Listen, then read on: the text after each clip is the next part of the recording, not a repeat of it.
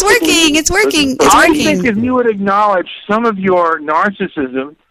Well, wait a minute. What's narcissistic? What's narcissistic about what I'm saying? It's the truth is not narcissism. Well, you're making a lot of assumptions that I have failures with women. It's true. What am I saying that's wrong? You are a failure with women, right? Why would you buy prostitutes? Why would you buy call girls if you're not a failure with women? Who says I'm a failure with call girls? Why, you're not a failure with call girls. You're a hit. You're their favorite.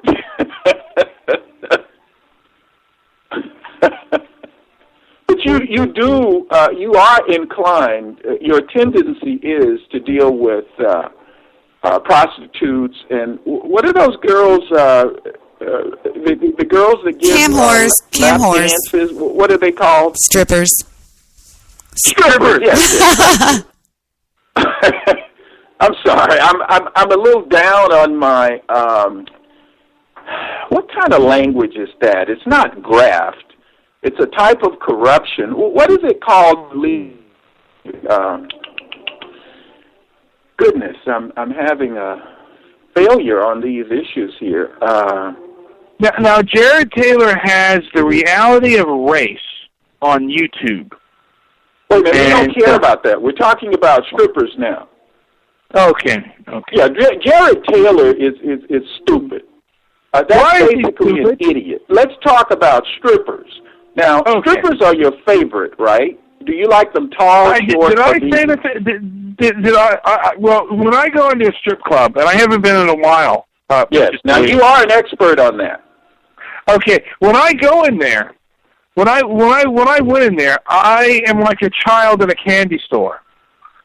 But I only have so much money, Mr. Solution. So it's not like being a kid in a candy store. I can't get one of like a child in a candy store. But I only have so much money, Mr. Solution. Why is my voice being played out? Sorry. Okay. I only have so much I only have so much money. I don't have money for all the candy I want, so I have to be very selective. Question right quickly. How much money would you need, say, on a given visit to really be like your fantasy, a kid in a candy store?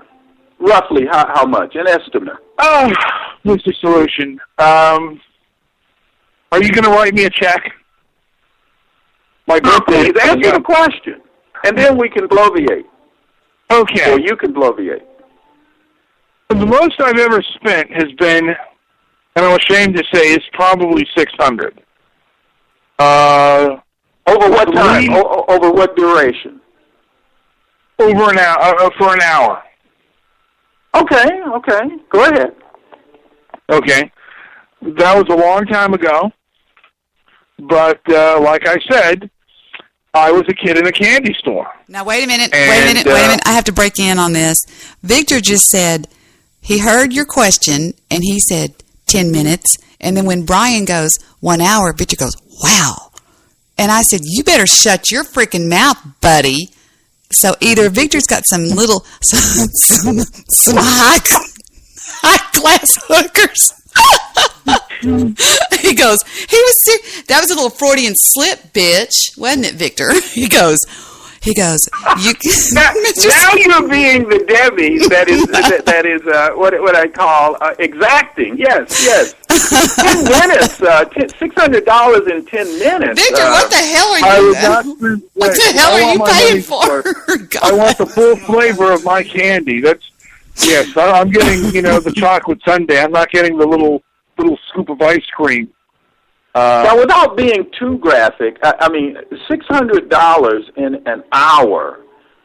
What do you get for? I mean, that obviously was very impressive to you. What do you think about those women, just on a personal level? Are they highly dysfunctional or marginally dysfunctional? You know what? It all varies, Mr. Solution. Some were highly dysfunctional, and some were highly functional. And they knew what they wanted, and they they came after it. Others were probably complete dope fiends. Yeah, I've heard that almost all strippers graduate to heavy drug use and possibly overdose. Would you concur with that analysis? I would concur on average, but there are exceptions to the rule, which proves the rule, yes. I can say something about strippers that I think is so funny. Every one of them always talk real horsey, like they're hoarse or something, with their voices. And I've always said it's because they work in those heavy, smoky places for all that time. What do y'all think? Victor, well, in California or in L.A., when I went there was no smoking allowed in there, and this was in the 90s. Right. They've outlawed smoking in all public buildings. I think with the only Indian casinos, and I haven't been in one of those in a number of years, but if there is an exception, that would probably be it. So, otherwise, would you concur with that? Mr. Solution, do you look like Denzel Washington? I have you pictured like Denzel Washington. Hey, I look like Jesus. Well, the thing is this, and that's something I was going to share with you too, is this attempt to voice, identify, or for some reason racially identify. I'm not being hostile at this, but I do think that, and I know Brian uses it a lot, and I think I heard him refer to it earlier. I think, as I've said before, that most people in America cannot focus on ideas.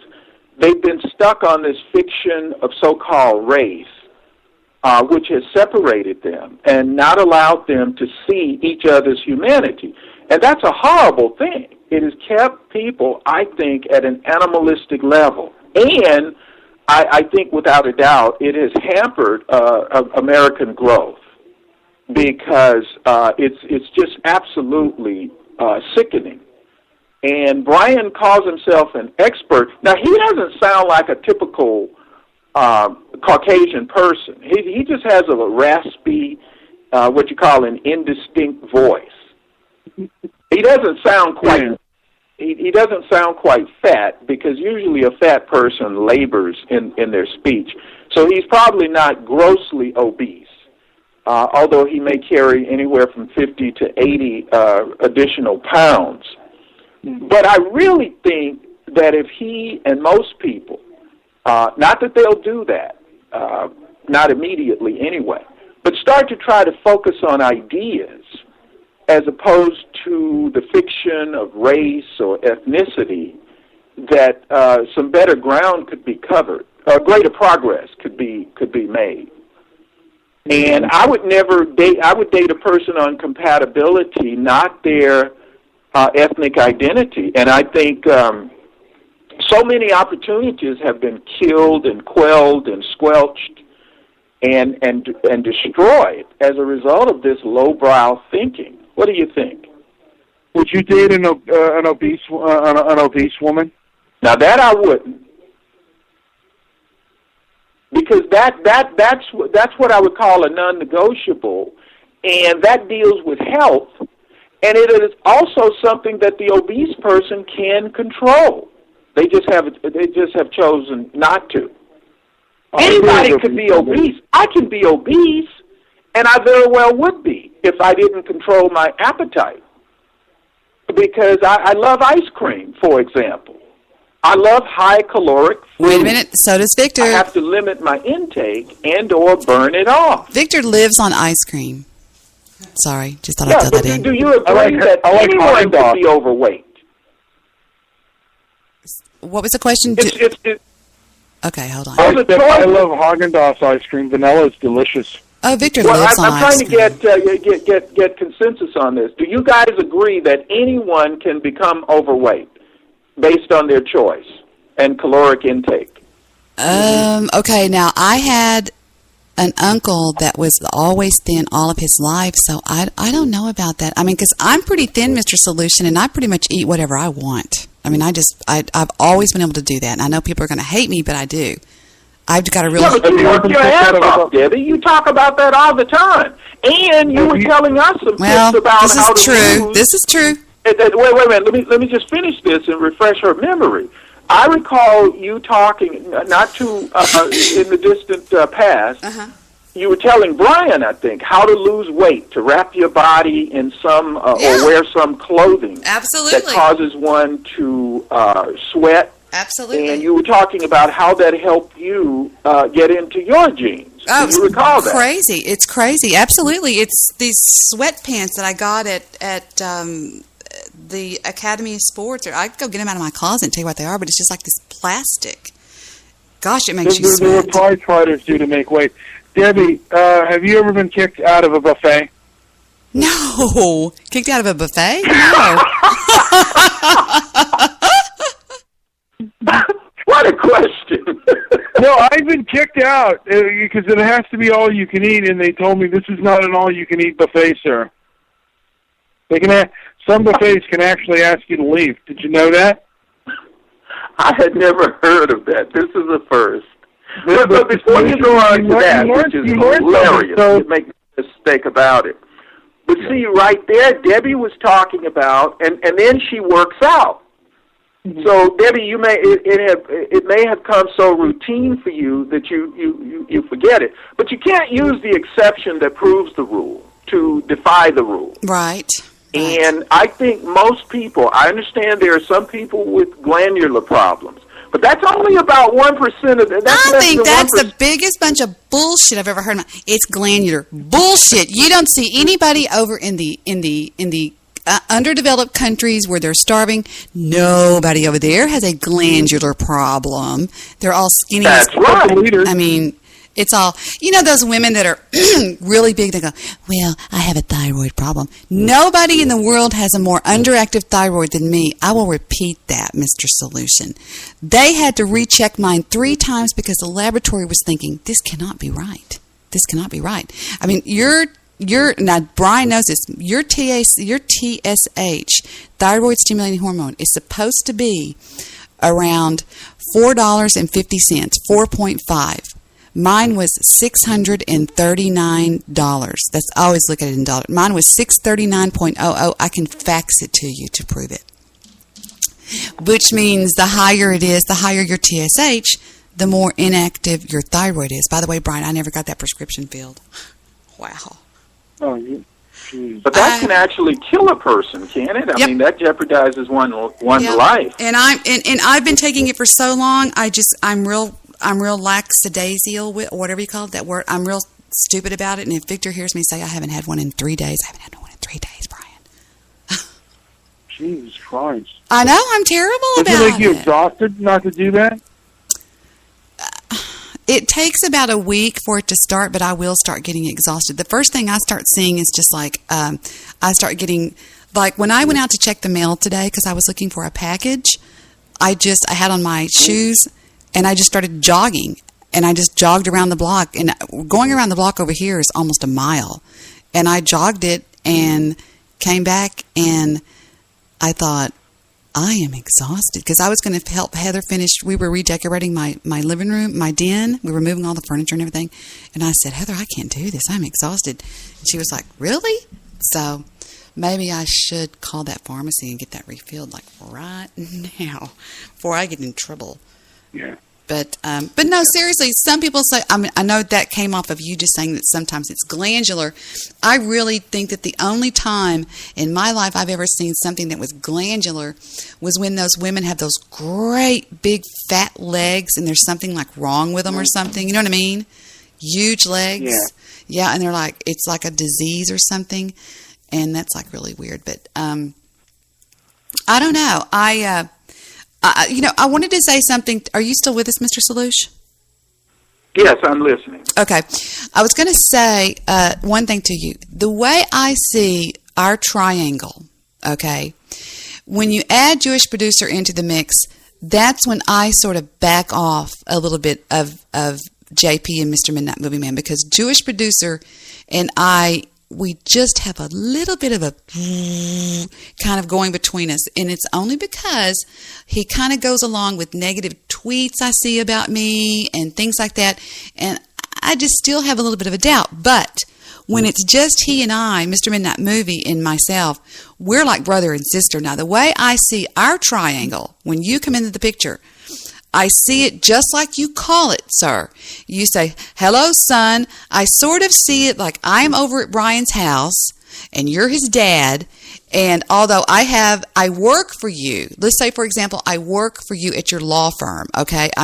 But when I'm over at your house, I'm hanging out with Brian because he's your son and he's my age. And I sort of look at it like that. So when y'all go to battle, my relationship with Brian is different than your relationship with Brian. Although I think he's a putz and an absolute bloviating truth clown sometimes. I mean, he knows I don't agree with everything he talks about. He knows I don't. But yet... Everything, except for movies, what would you... Okay, I would encourage you, and I appreciate what you're saying, but... Did you hear what I said? Did you hear what I said? I mean, I know you heard it, but do you understand what I'm saying, right? Because I'm being you said you don't agree with most of what he says. But right? I don't. Yes, sir. But listen to me though. When it comes to buddies like that, I don't judge him that hard. And I know I'm not saying that you do, but I look at him like somebody that really makes me laugh, and we really do. Wouldn't you agree, Mr. Midnight Movie, that you and I can really laugh a lot? And we sort of have this same bad boy kind of humor when he giggles and stuff like that. But when it comes to you, I know for a fact that and Victor's listening, I have the utmost respect for you. And actually, Mr. Midnight Movie knows that. And don't you know that, Mr. Midnight Movie? I mean, you know how I speak. Yeah, he's not lying. That's the way I always speak about you. And I take it for you in his chat room when people start dogging you, when Monkey Shoes does. So that's the situation. It's sort of a really odd sort of a triangle. That's why when we're together, I stay muted most of the time when y'all are kind of going back and forth. But... Debbie, I think on that you don't look at what's being said and you just kind of beg off. Now I laugh at Brian too. Don't get me wrong. I love laughing at what he says, but I do call him on some of what he says because he asked people to do that. But I certainly understand what you're saying, but it makes it appear sometimes, and I say, well, I know Debbie knows better than what Brian is saying because he'll say any outlandish thing. He won't say any. Whatever did I make a mistake when I said anything? Anything.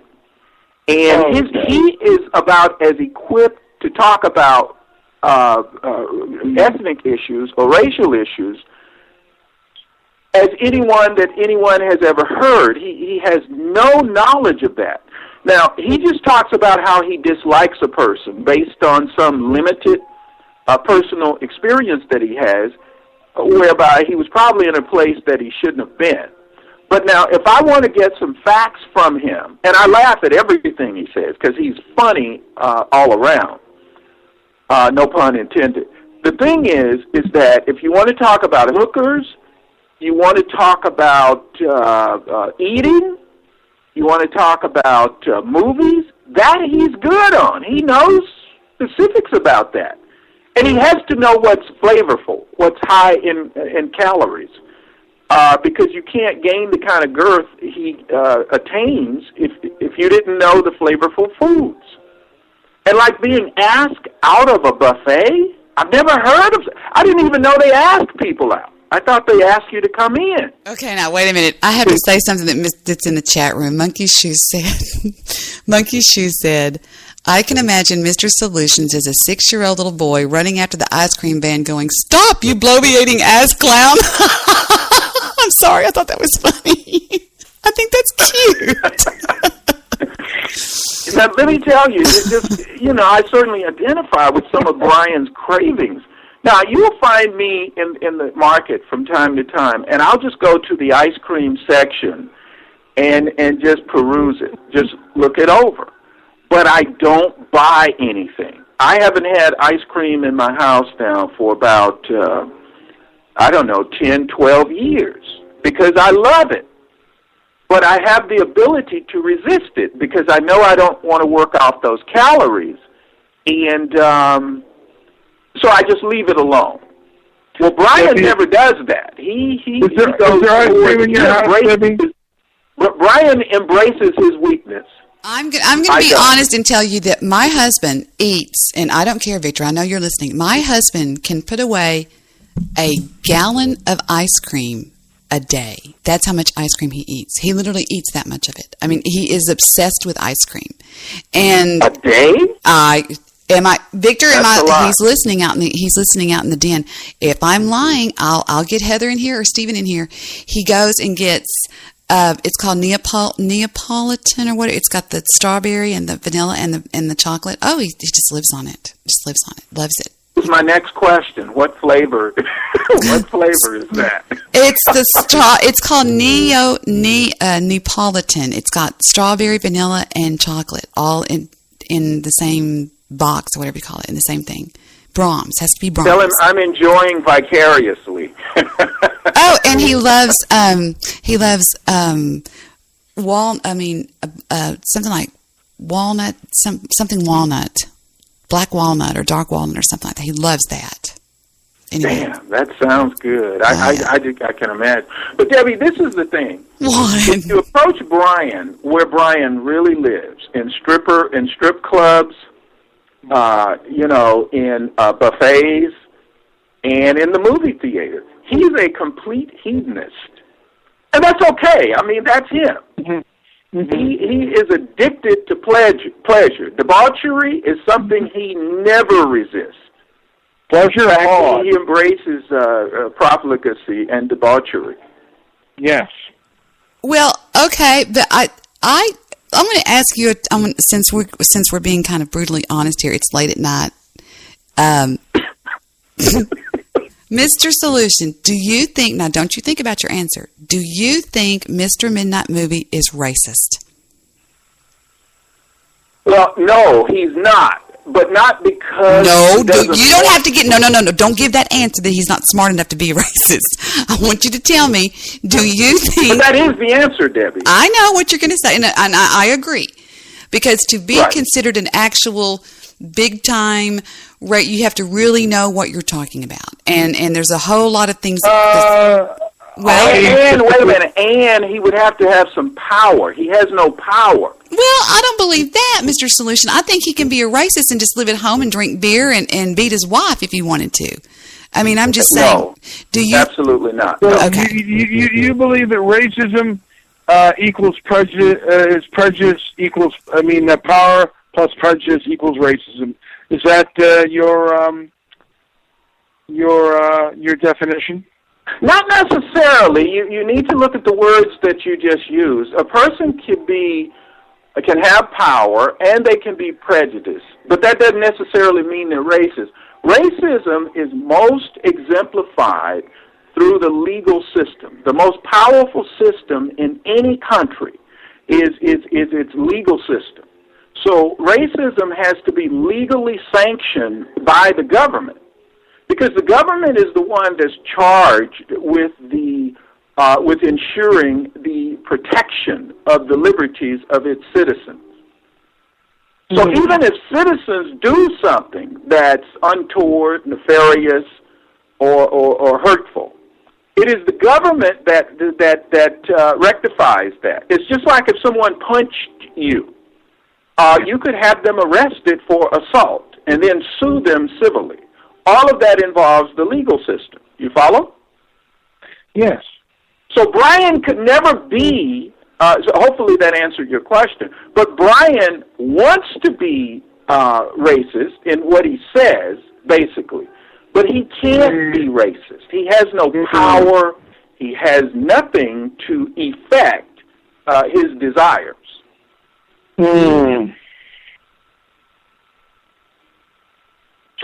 Yeah, Debbie, that's the answer to that question. Well, Monkey Shoes... He has no power to be racist. I don't agree with that definition, by the way. You may not agree, but who cares? Well, no, let him talk. Let him talk. Let him talk. Let him talk. Go ahead, Brian. Go ahead. I want to hear what you have to say. I believe that racism cuts both ways, and like I said, the standard definition, and if you read it, they have the word usually, and it's not definite, and I don't know if the word has been changed over time to suit leftist intellectuals like Mr. Solution, and he's leftist on this issue, I believe. Oh God! Wait a minute. What does usually mean? You brought up the word usually. What does it mean? The word. Okay. When you look up the word when you look up the definition of the word racism, you will find the word usually in there. Usually referring to what? Debbie, you need to chime in on this too. Don't. I'm listening. The word it's usually meaning something along the effects. I don't have the word. I don't have the words right off the tip of my tongue. I would have to look it up. But it states usually meaning something or the belief. No. Here we go. The belief. There's the word usually in there. It says the belief that all members of each race possess characteristics or abilities specific to that race so as to distinguish it as inferior or superior to other races or other races. So it is the belief that all members of each race possess. That's like if I was racist, Mr. Solution, I would hate all blacks, or I would hate all Asians.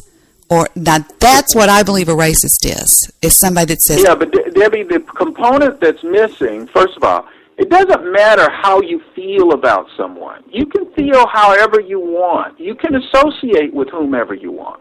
Racism has nothing to do with how an individual feels about another individual. That would be stupid. Okay, now you're sounding, but you're sounding a little bit. If you choose to do that, okay, then let me finish the point. One can hate another person if they chooses to do that. Now, that's dumb unless the person has done something to you.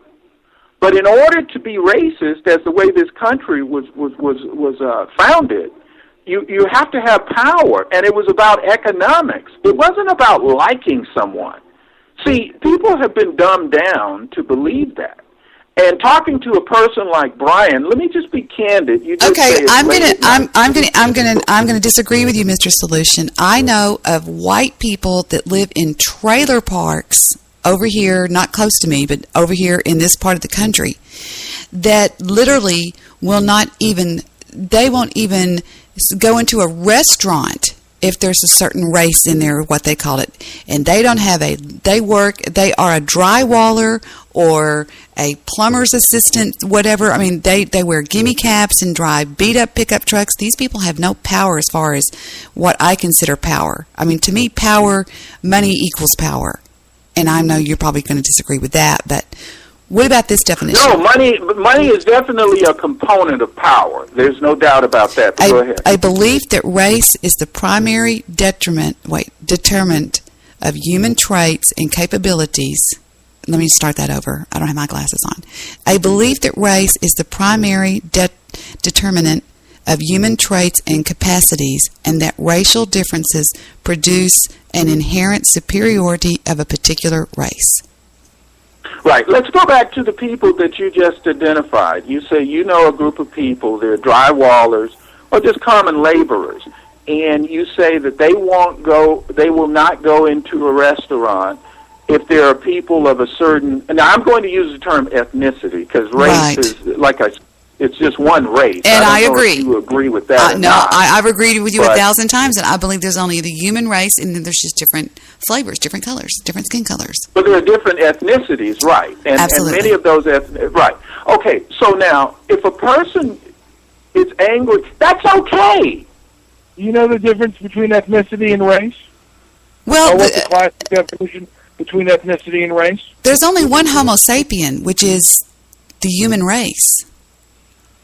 Right? Do you know what they meant by when they said, back in the day there was different ethnicities, but there were also different races? Okay, you're talking How about... would you define a race? What characteristics would you associate with one that would distinguish it from another?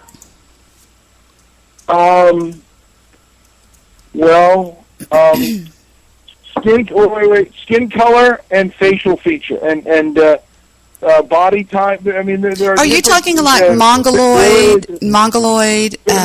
There was mongoloid, negroid, and caucasoid. Okay. Let me ask you a question, and Debbie, please chime in on this too. I do think this should be discussed more.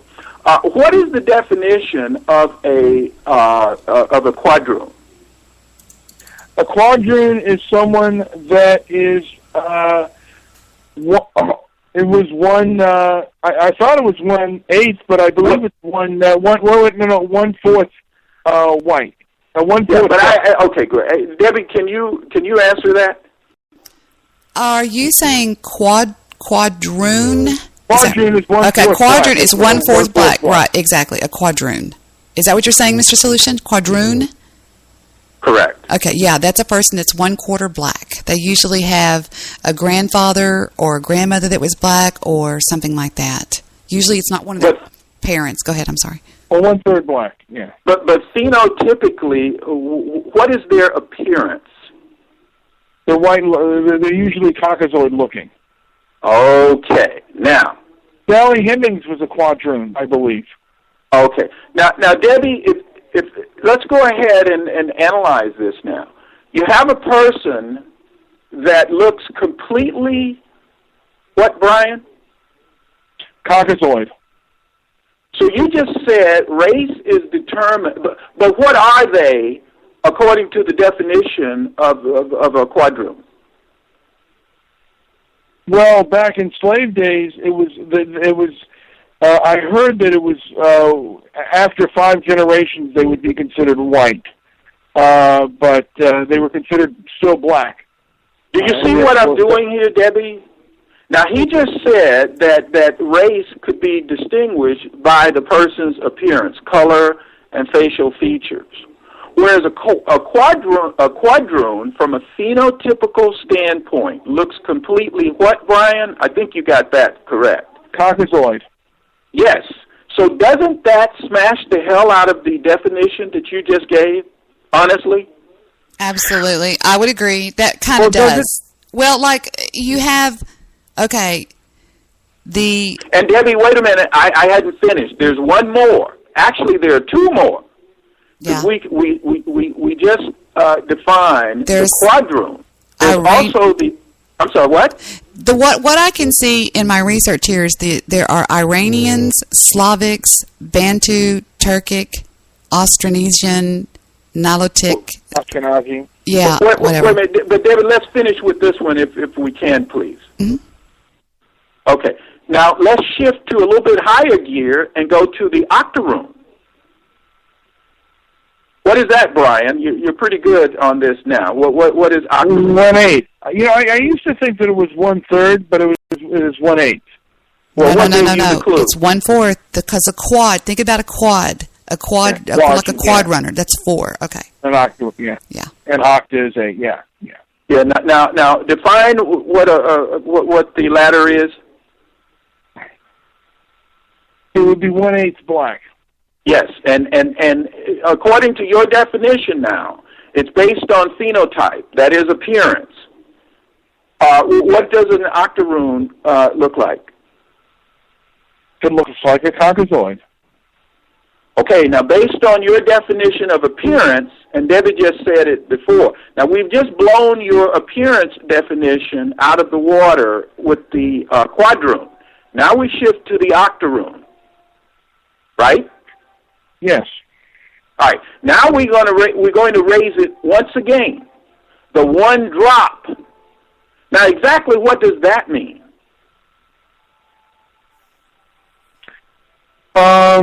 It means that they have that somewhere in their past there is negroid blood. Was that 1 drop rule? I mean, was that an actual rule? Because I've heard different things about that that after 5 generations, you basically... I have learning disabilities, so I have trouble with learning. Hold on. Hey, guys, I just picked up a call. Who have I got? Hi, Debbie Daly. Hi, Daly. Hi. Oh, my God. Debbie, I'm a huge fan. Hi. We're live on the air. Yeah, we're live on the air right now. I've got a discussion going. I didn't expect this. Oh, I'm sorry. Wait, who is this person? I just asked. This is Debbie Daly. She's, Oh, guys, I'll call. Can I call y'all back in just a little bit? Sure. Yeah, Riley. Debbie Does Dallas. Of course. Right. Debbie Does Dallas. That's a good movie, though. You got to admit. Gotta go. Aw, y'all are so sweet. I'm sorry. We're in the middle of It's all right. We're in the middle of. Unless y'all want to talk to us. Sure. Yes. Yeah, sure. We'd love to. Okay, y'all seem like really polite people. This is introduce yourselves, and then we're talking about what we're talking about is race. We're talking about races, like racism. On this topic, trust me. Okay. I am. Right? Like the food. My name is Riley. I do a lot of YouTube work, but for me, I think race is an important thing, but only in certain circumstances, because I believe everybody is equal, and everybody is bad in a sense. Okay. Good.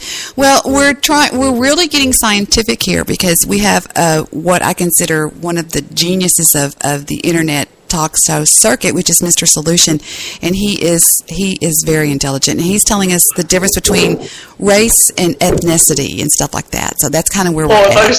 I thought you said rice. No, race. I'm sorry. I'm from Texas. So, yeah, all I ask is that you stay muted unless you're talking, because we are coming out over 2 different radio networks, if that's okay. All right? Of course. Okay. All right.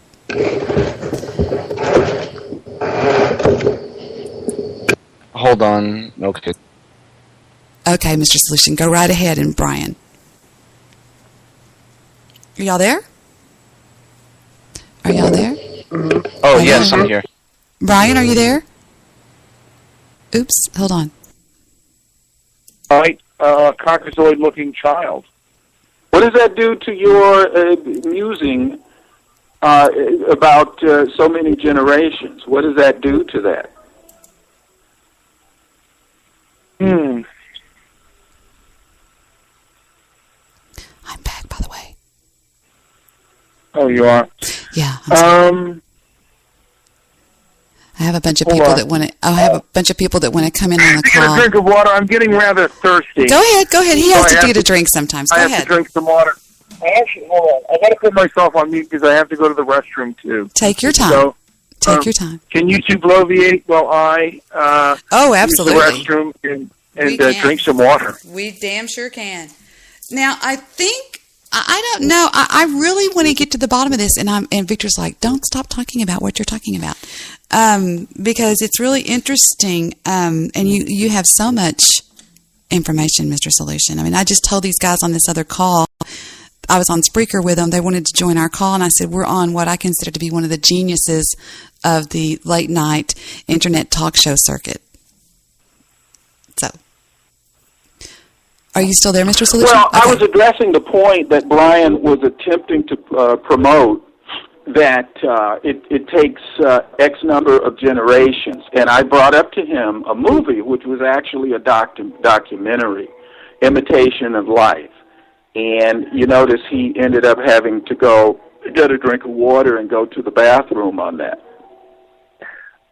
I'm back. There were 2 films, and it wasn't a documentary. There were 2 films made of Imitation of Life. One in the mid-30s, and the other in which is a far superior version with Lana Turner. I believe it was 58 or 59. And yeah, but don't lose the gist of the argument, though. Hold on one second. I got to plug in my phone as well.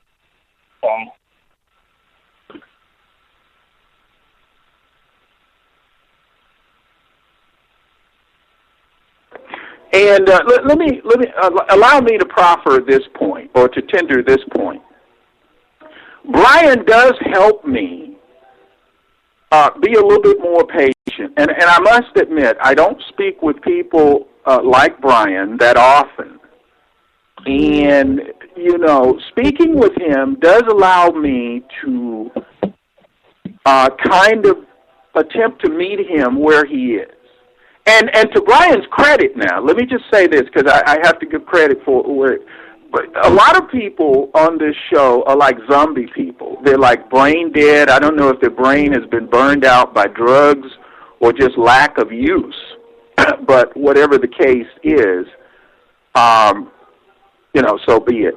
But at least Brian has the residual animation to at least rethink some of his absolutely, I'm going to say unprofessional and just downright untrue contentions. He does have that ability, and I've always acknowledged that in him. But because of his brash bloviation or bloviating, I have kind of lost patience with him on some issues, admittedly. Well, I don't want you to. I like Brian as a really good friend of mine, and I don't think you pick on him. I mean, Brian, do you think he picks on you? Well, like I said, there are times when he's pissed me off, and I have to learn to control my anger. But he does say interesting things, and some of the things. I mean, just now, he put in an extremely good argument in the case against the existence of race, which. I do not have the fuel to argue back at. But Brian, may I offer you something here? Allow me to tender this. Every one of my arguments are the same. They're based on the same premise.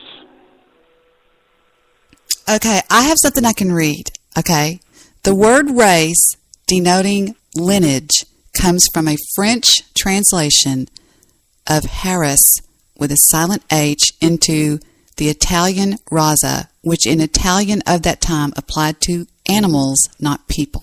This points to current English and Italian usage being derived and adapted, respectively, from the French.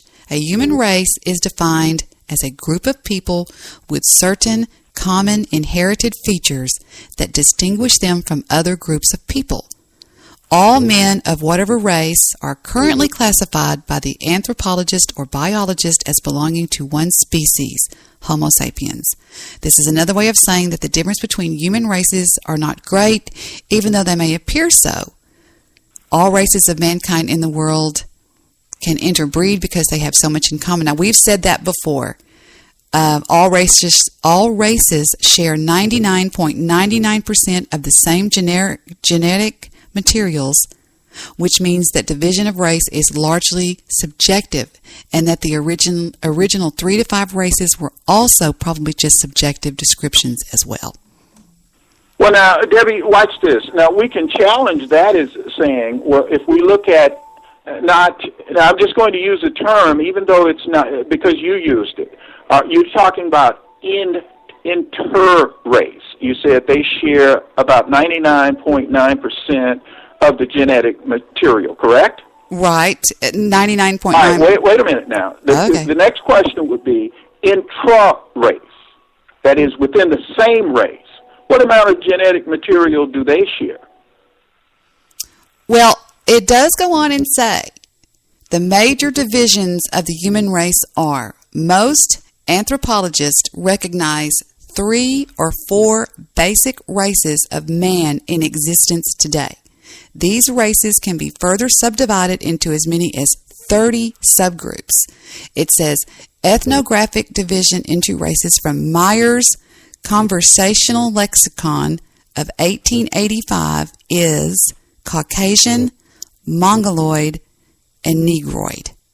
And all right, but see, that's false. The latest evidence shows you that if you look at the term species, species is a scientific term. Right, and Race I said social.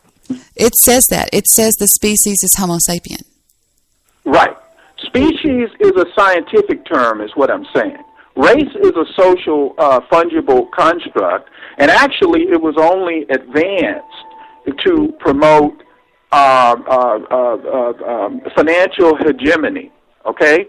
That was the purpose for promoting race. Well, I want to finish. Hold one race down while you steal its labor and life. Well, okay. I know what you're going. I know where you're going there. But let me finish this. That's precisely it. Another popular division to promote financial hegemony on the part of the race that was able to abuse and reallocate the. See, it was about resources. See, right. It was about the whole economics. Yeah, So yeah, it was economic. All of it. Other people who are very light and who are superficial don't understand that 100% of the purpose for creating so-called racial division was for the purpose of stealing that particular group's resources. In this country. That was the purpose of that. In this country. So again, I think we're very clear on it now. Species is a scientific term. And the essence of species Go ahead, Brian. means that. Mm-hmm. I'm sorry, is someone else speaking? Brian was going to speak up and say something. Go ahead, Brian. I was actually chomping at the bit. So you're saying that the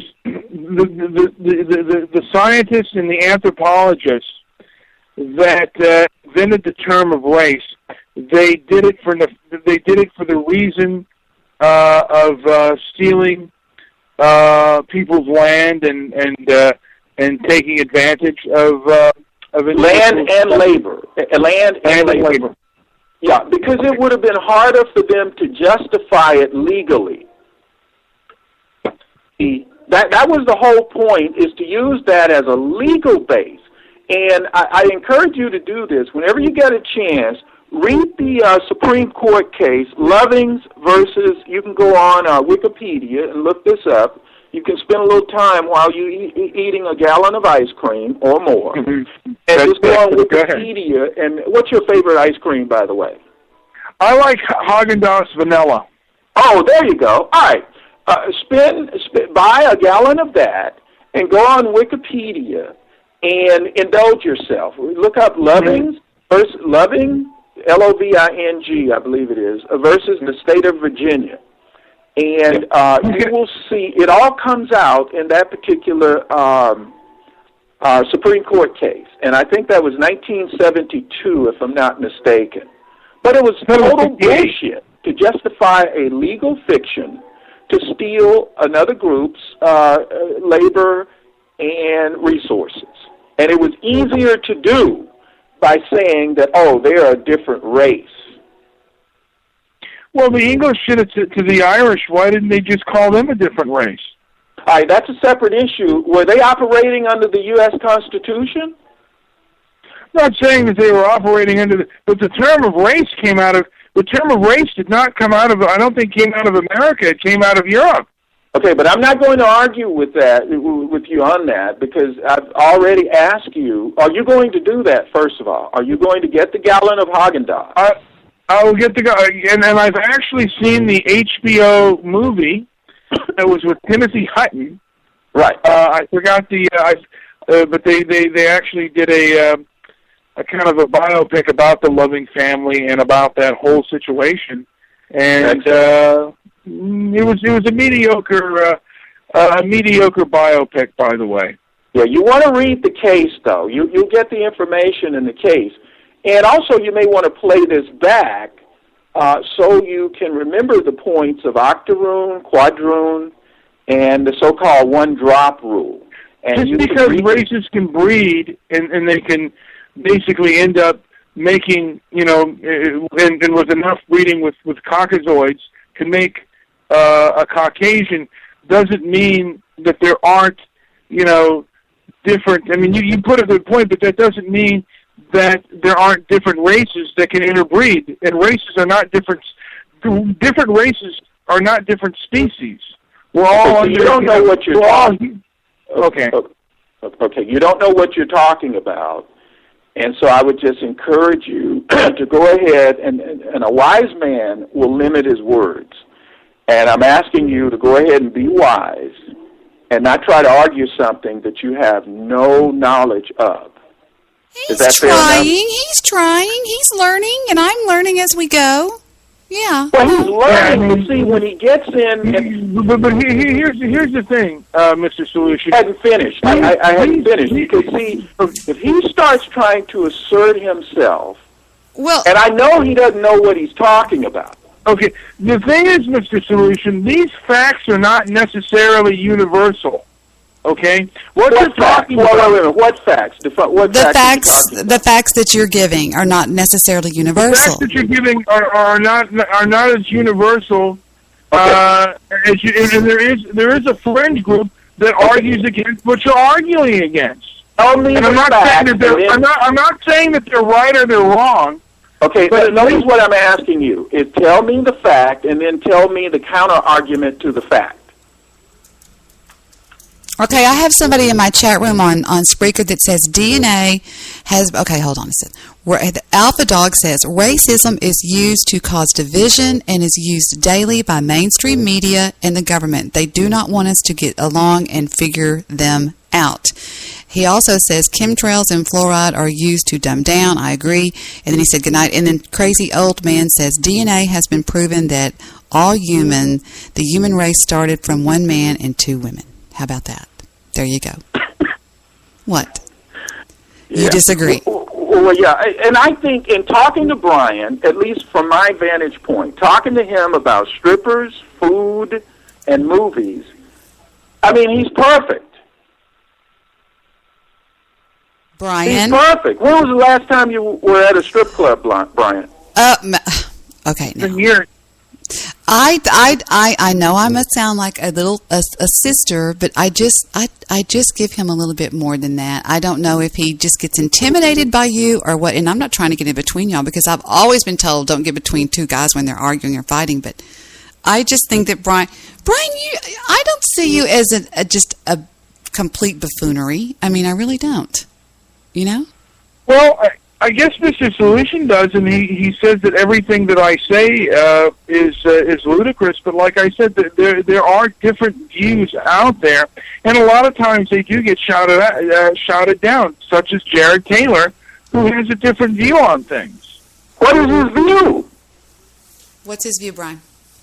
In a nutshell, his view is that race exists, and there are distinguishable differences between the races. Okay.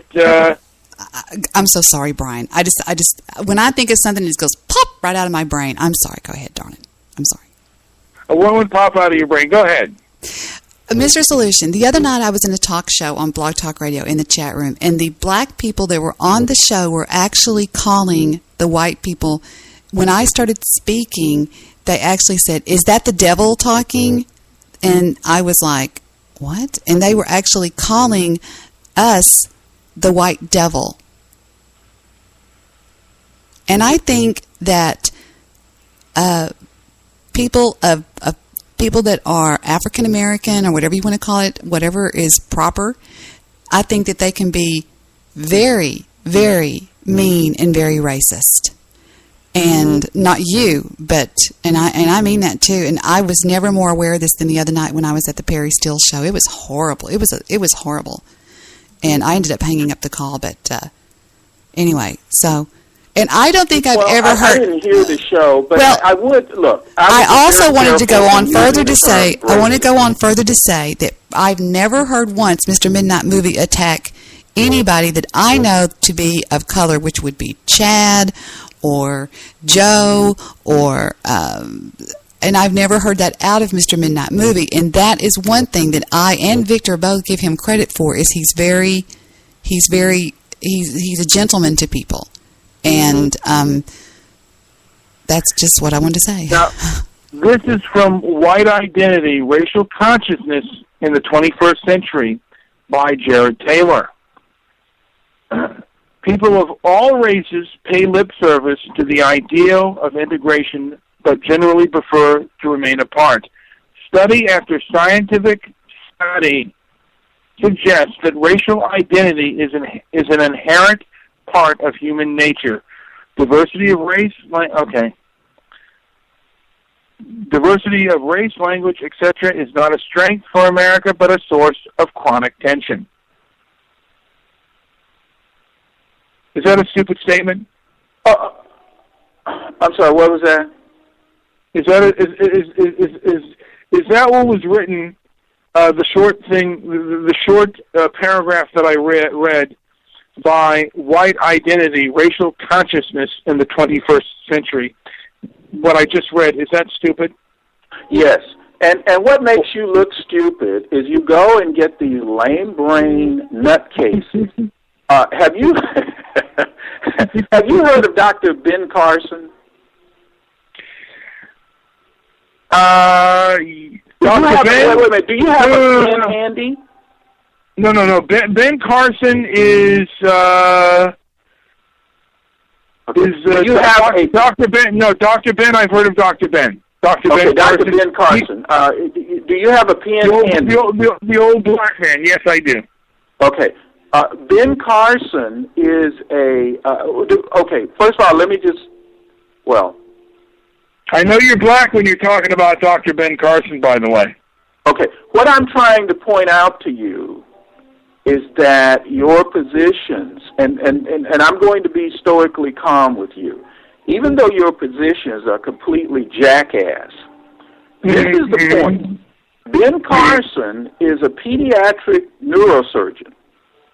Oh, yeah, okay. Yeah, I want him to be president, by the way. Okay, just shut up a minute. Okay. Ben Carson is a pediatric neurosurgeon, and I'm just using this for example. And I think he identifies himself as black. Okay, let's just say he does. Would you put Ben Carson and Jared Taylor in the same intellectual category? No, Dr. Ben Carson is smarter.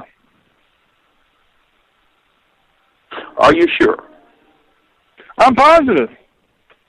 I'm you know what? I'm as positive as I can be. I think Dr. Ben Carson, who I would love to be our next president, is smarter than Jared Taylor. Okay, I'm asking you to listen a minute. So now, what does that do to Jared Taylor's so-called theory of racial differences?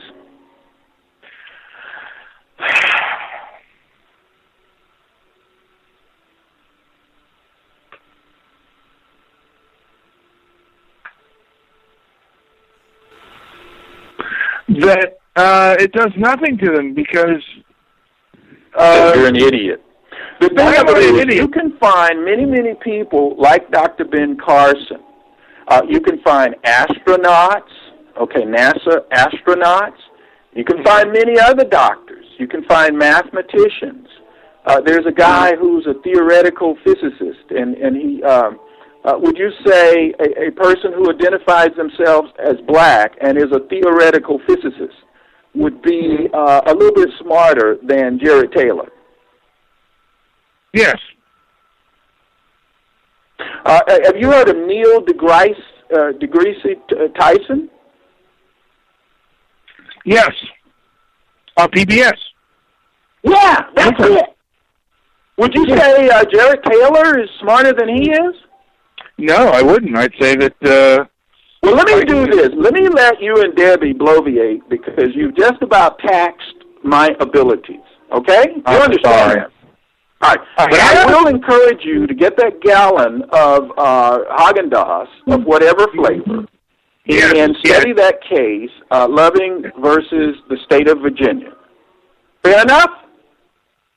Good enough, I guess. Can I read something from the chat room? Can I read something from the chat room? It says sovereignty. Well, hold on. I got to scroll up. Stabby McHugs can sometimes put some pretty smart stuff in there. He says, hold on. Stop personal chatting me, monkey shoes. He says, what? Okay, let me just go way up. Y'all stop. Let me stop the scrolling. I'm sorry. Mr. Solution, were you insinuating that I'm an idiot and all I do is bloviate? Because I don't like that kind of insinuation. Well, are you talking about? Well, you said I'm just going to go because I'm going to let y'all bloviate because my brain is hurting. I haven't said... No, I said I'd let you and Brian talk, yeah. Because your brain was hurting because we're so stupid, because I wasn't talking. I was on mute. Yeah, I was talking to Brian. Okay, all right. I just wanted to be sure.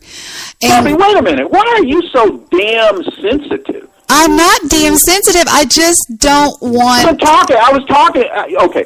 In context, I was talking to Brian. Okay, then that's so why fine. Would you, because let me just say this. You need to stop kissing Brian's ass. I'm not kissing his ass. He's my friend, and I look at you as I want to be a friend. I wasn't talking to you, but you keep trying to fucking defend Brian. And that's the reason he remains an idiot. No, it's not. Because no one challenges him to be smarter. It's not my call. I accept my friends for the way they are, Mr. Solution. I'm not going to judge Brian on how smart he is. I think he is fine the way he is, sir.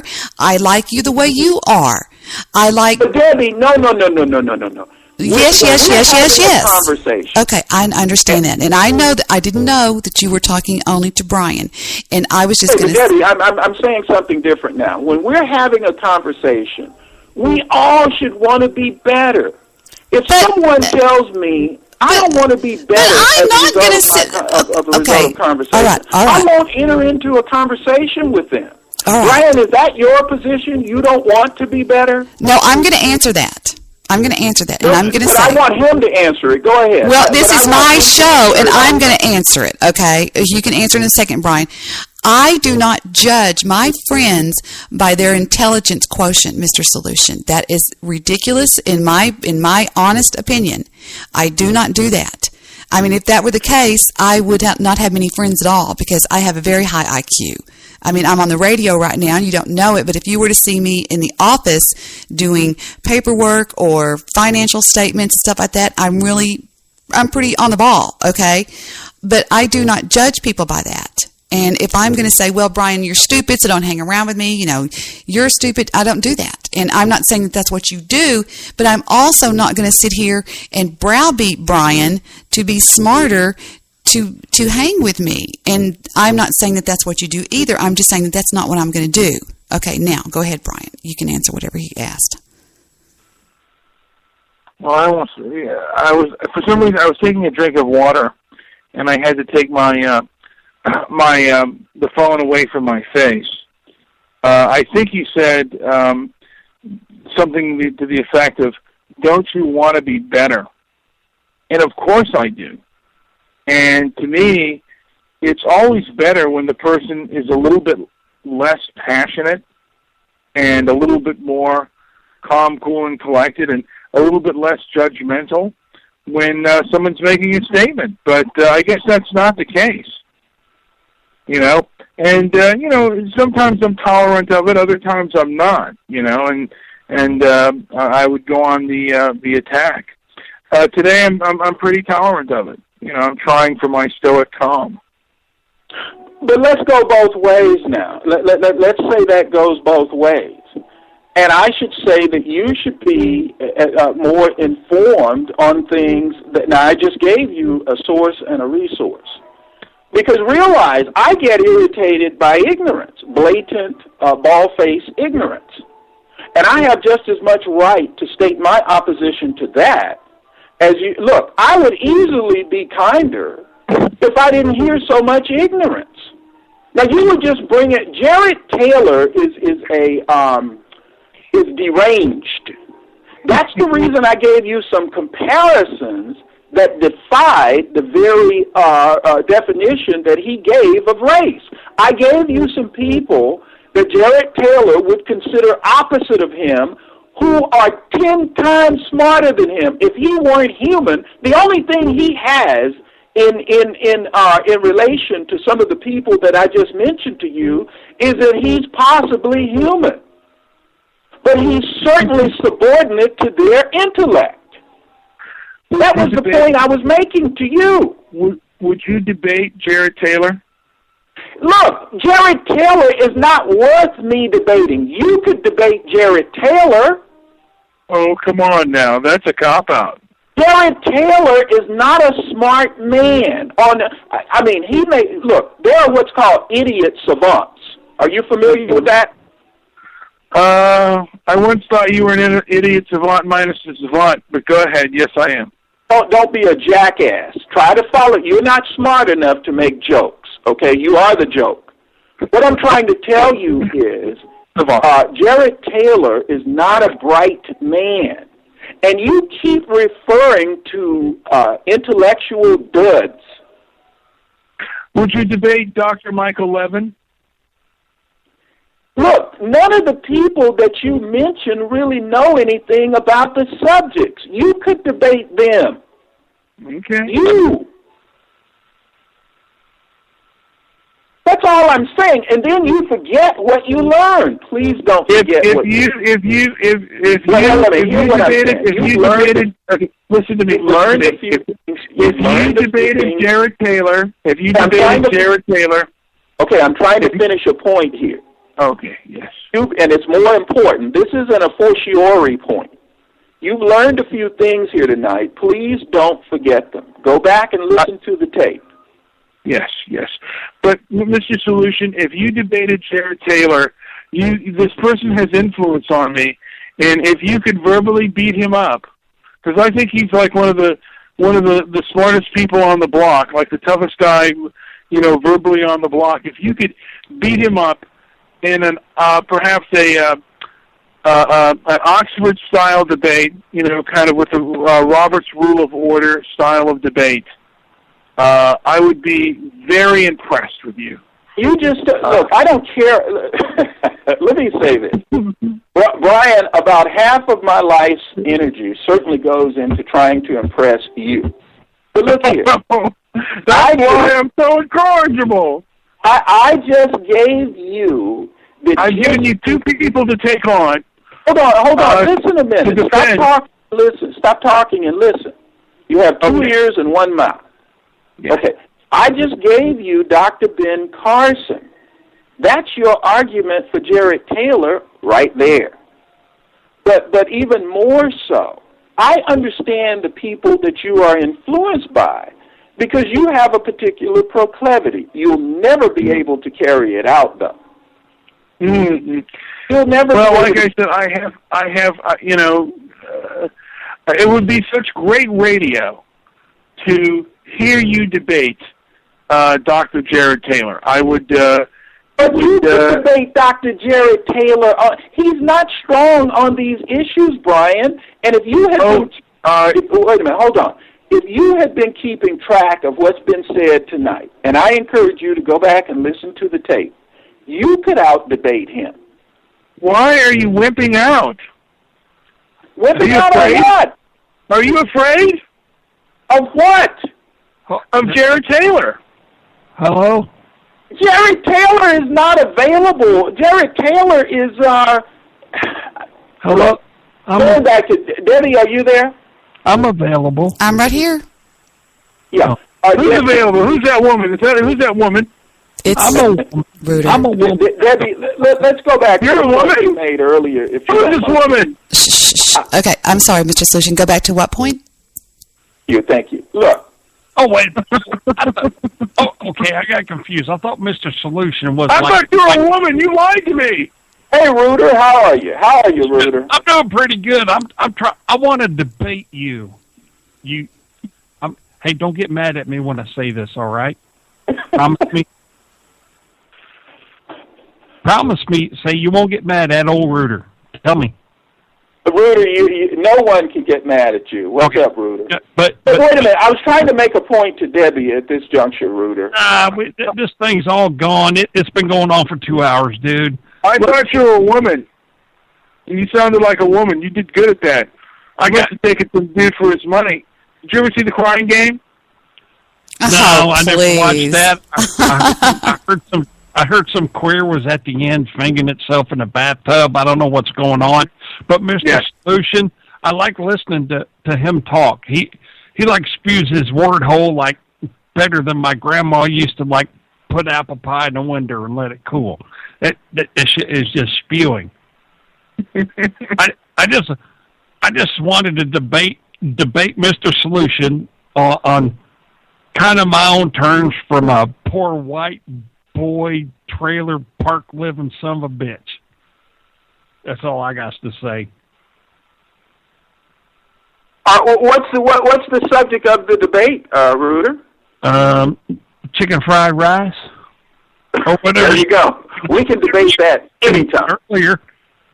That's actually not a Chinese dish, by the way. Yeah, that's what. Straight up, Mr. Solution. Chicken fried rice. Fuck yeah, you'll whoop my ass on that because I had the best ever. And my friend, when I was in like 6th grade, I went to Damien's house. He was this brother that lived down the street from me, 3 houses, and his grandma, because his mommy and daddy didn't exist anymore because they fucking bailed, but he lived with his grandma. And this is back in like 1972. And I went down there, and she was the first person that I ever ate rice from. And she had rice and chicken, and it was fucking good. And in fact, my old white ass lived in the hood back then. Oh, wait a minute. Oh, shit. I'm 84 years old, so in 72, I was probably being a perv. So, okay, I like little light-skinned black boys back then, but that's got nothing to do with me. Hold on. Oh, I think I'm talking too much. Hold on a second. I'm going to take a drink. Woo! Debbie, have you seen The Crying Game? Yes, I have. Oh, wait a minute. Hold on a second. Hold on. I figured when I was talking all that crap that we would have jumped to something other than The Crying Game. I thought we'd have jumped to something Okay. I just put Reuter on hold. He's completely off topic. He's not talking about, and he's talking about yucky, nasty, yucky boy stuff, and I don't want to listen to it. So anyway, go ahead. Unless y'all want me to unmute him, he's just going to talk about asses and all that really nasty, gross stuff. And I'm sorry. I'm just that much of a lady. I don't want to listen to it. Can I say this, though, Debbie? When I said a film had a horrific rape scene, and I've talked about many movies, I mentioned the rape scene in Cape Fear, which actually made me want to walk out of the film. You actually went, I don't know if you Redboxed it or how but you watched that movie. No, it came on HBO. I was sitting out in the den, not this last Sunday, but the Sunday before that, and I went, and you know how you flip through the channel guides, and it said Cape Fear, and I went, oh, wow, and it had just started, and Victor sat down and watched it with me, and when it came to that part, I didn't watch it because he said I couldn't handle it, so that's why. I didn't go and seek it out, you bloviating truth clown. Yeah, that is a great film, except for the rape scene for me, pretty much, for me, almost, if not totally ruined the film for me. It was unnecessary for the plot. Yeah, especially when you tell me that it was somebody that wasn't the daughter or the mother, right? I thought that was really weird. And why the hell wouldn't he go to jail? I mean, to me, it was there just for shock value. Mm-hmm. And Martin Scorsese has done that a few times in films that I thought were, well, actually, he's only done that for me one time. Other people have complained that he's gotten too violent. Okay. Do you know? Are you familiar with the book *To Catcher in the Rye*? Yeah, that's never been made into a movie and never will. Well, surprise! It's going to be made into a movie? Are you serious? They are doing. They have the trailer out for the movie, the film about the life story of the fact that 4 serial kill. I'm sorry. Go ahead. Oh. Yeah. Well, no, the kill. Who wrote it? Yeah, the serial killers have read the book. No. The movie Catcher in the Rye. No, listen to me. Okay, now, who wrote it? His name was what? Salinger? Is that right? Or what was his name? Yeah. That's the name of the movie. Salinger, yeah. That's the name of the movie. It's the story of his life and the way you remember he went off for like 40 years and all that strange stuff. It's a bizarre trailer. The Recluse. Yeah, exactly. I'm eating crackers. I'm eating the movie Catcher in the Rye. Triscuit mini things. Now, do you believe that the Catcher in the Rye was responsible for 4 serial killers? the one that killed John Lennon. John Lennon. And the one that tried to assassinate, not Reagan, but Ford. Remember? He had been reading Catcher in the Rye. And then the one that, I'm drawing a blank. I'm not by the chat room or anything either. You really need to see this. This trailer is unbelievable. You know how sometimes we play trailers on my show? I'll see if I can find it. Yeah. It's trailer time. You know they're already shooting Man of Steel 2 with numbnuts in it. What's his name? Ben Affleck? Yep. Yeah. All right, listen to the Salinger trailer, and here it comes. This is really kind of neat. Listen to it. Here we go. It's 2 minutes and 22 seconds long, so hit your mute button, everybody. This is interesting. So it's 1979. I got an assignment from Newsweek magazine to photograph this author. He doesn't like to be photographed, but we do know he picks up his mail in Windsor, Vermont. So I waited. And then this Jeep pulls up, and he gets out, and he goes into the post office really quickly. And then as he came back out, I got it. I got Salinger. The publication of Catcher in the Rye in 1951 was a revolution. There had not been a voice like that. When you're a kid and you read Catcher in the Rye, you're just like, oh my God, somebody gets it. I remember that being the first book you take with you. It is a phenomenon. How many millions and millions came to that book? The great mystery is why he stopped. Salinger was a national story, a shooting star. At the height of that success, he disappears. He became the Howard Hughes of his day. Mystery. We all like a mystery. The Second World War created J.D. Salinger. There was a lot of mystery about what he did in the Army. Very few people have seen as much death. Salinger suffered a nervous breakdown. He's got this concrete bunker where he works. He has a very fanatical readership. If one person used something I had written as the justification for killing somebody, I'd say, God, people are crazy. I was literally living inside of J.D. Salinger's A Catcher in the Rye.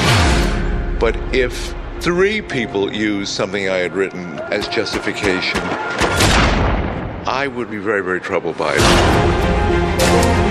He wanted nothing to come between him and his characters. They were real to him. He moved them about the stage like God. You cannot dismiss the issues of his private life. People heard him, people he trusted. He said, "You have ruined my life."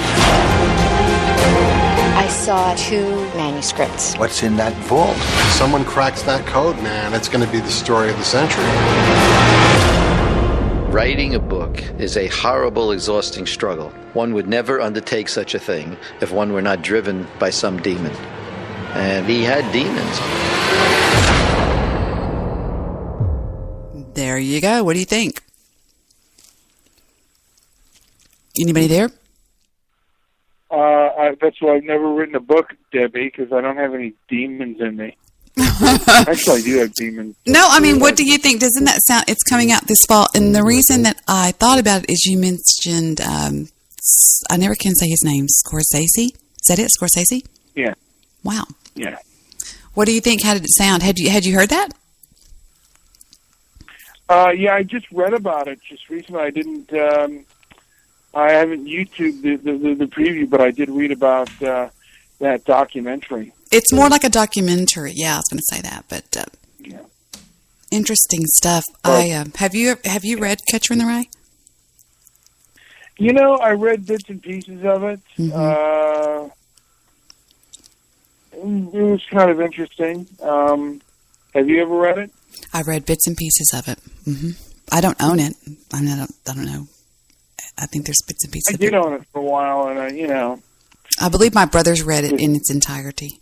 What is it that makes people want to kill people? I mean, does anybody know, Mr. Solution? Are you still there? Are you familiar with the book? I'm just changing the topic because it was the top of the hour. No, I'm here. Are you familiar with Catcher in the Rye? What makes people want to kill people? No, I said reading Catcher the Rye. Oh, no, I haven't seen that particular movie. I mean, I watch some movies. I'm not an avid movie goer. It's a book. But we were talking about the book, Catcher in the Rye, by J.D. Book? Salinger. No, I haven't read the book. No. Okay. Have you? Bits and pieces of it. Both of us said bits and pieces. We were wondering what aspect of it makes people want to go out and commit murder. So. Oh, wait a minute. Why? Now, I do know a little bit about people committing murder, though. Well, I'm just saying that 3 people that committed that one of them that killed Lennon, one of them that tried to assassinate one of the presidents, and one of them that did a serial killing situation, all were acting upon the fact that they had read Catcher in the Rye. That's all I was asking. Was anybody familiar with what aspect of Catcher in the Rye made certain persons want to go out and commit murder? I mean, but now, do you think your assumption is altogether accurate that was a motivating reason? 100%. Oh, okay. Well, can I? They admitted it. Here? People that are crazy often. I mean, because I knew someone who was schizophrenic, and he loved Kurt Cobain. He was like I just completely idolized him. Yeah, they do that. Almost like a god. They do that. They usually single somebody out like that and just worship the ground they walk on. Yeah. So I think that's just that's what crazy people do. They'll find some kind of mixed message in something, some reason to kill somebody. For example, Charles Manson had Helter Skelter. I mean, there are people,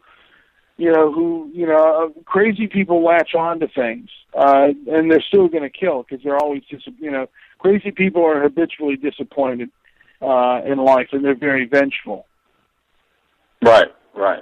And a lot of times a book or anything that's highly publicized will become a point of focus for them. They're going to do it anyway. And it's just the opportunity. And he used the fact that they're crazy. Now, there's also another component, which is evil.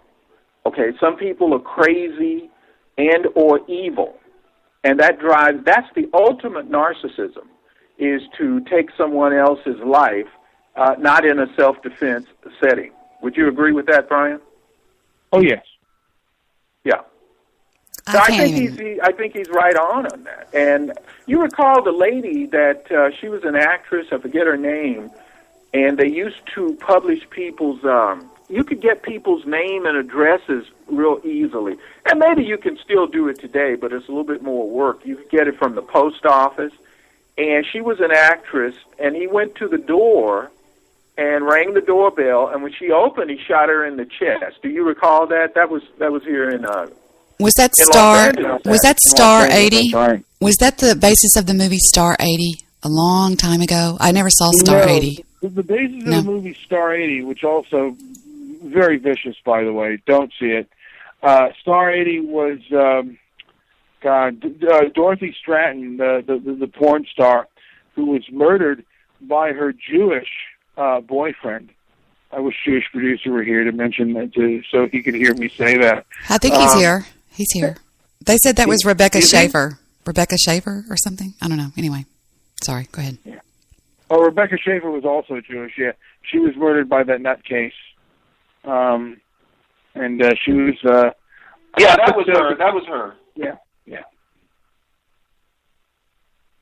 I wrote in the chat room that The Catcher in the Rye, a novel about an adolescent boy's contempt for humanity, has been linked to assassins Mark David Chapman, John Hinckley, and Lee Harvey Oswald. Conspiracy theorists suggest that the FBI and the CIA used the book as a mind control device, and then I didn't get the rest of it on there because they only let you do so much, but in the rest of it says device in order to orchestrate the assassinations of John Lennon and John F. Kennedy and the attempt on Ronald Reagan's life, which is absolute, complete, ridiculous crap.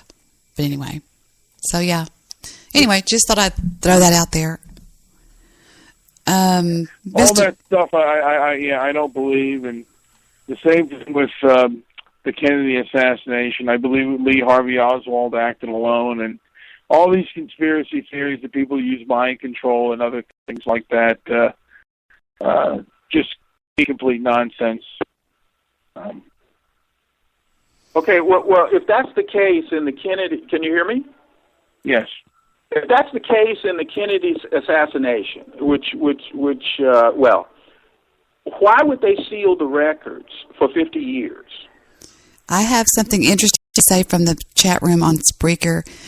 30 years, I have experienced racism from whites, and I have been called a traitor to my race. He says, people who talk down to others usually have an inferiority complex. Psychiatric drugs cause most suicides and serial murders.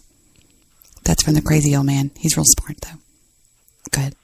Yeah, well, when Brian gets a chance, I want him to respond to that. Why would they see, if there was no conspiracy, are you going to answer?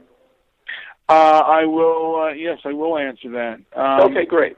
Don't they seal a lot of records for years? Do we know everything about the Cuban Missile Crisis there is to know?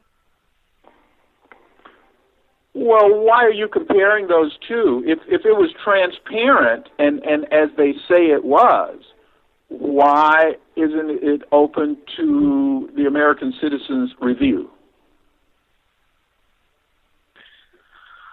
That's a good question. Let me just say this. There could be some issues of national security. Yeah. Yes. Go ahead, what? Yeah, that would probably be it. But, issues of national security. That would be the best. Now, have they been sealed for 50 years? Yeah, but wait a minute, Brian. I didn't finish my point. But that would be related to the Cuban Missile Crisis, because you're dealing with different countries. But when you're dealing with the assassination, you say that you believe that Lee Harvey Oswald was the sole assailant. He was the sole sole assassin, correct? Yes. Well, that would be pretty transparent. I don't think those two are similarly situated. But anyway, whether you can answer or not, that would be my retort. Well, he was in Lee Harvey Oswald did spend time in the Soviet Union. There may be some reason for that for national security. And there are, certain reasons why we don't do things or don't put things out there, I guess, for national security. Now, is it going to be 50 years? Because it's going to be almost 50 years since Kennedy was assassinated. Coming up in November, it'll be the 50th anniversary of the assassination of John Kennedy. Will those records be opened then? I'm just curious.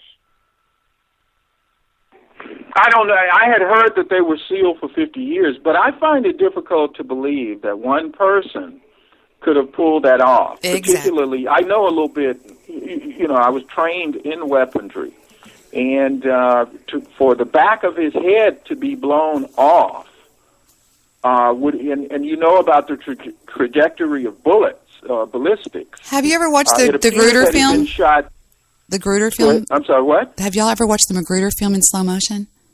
The Magruder film? Whatever. Yes, I have.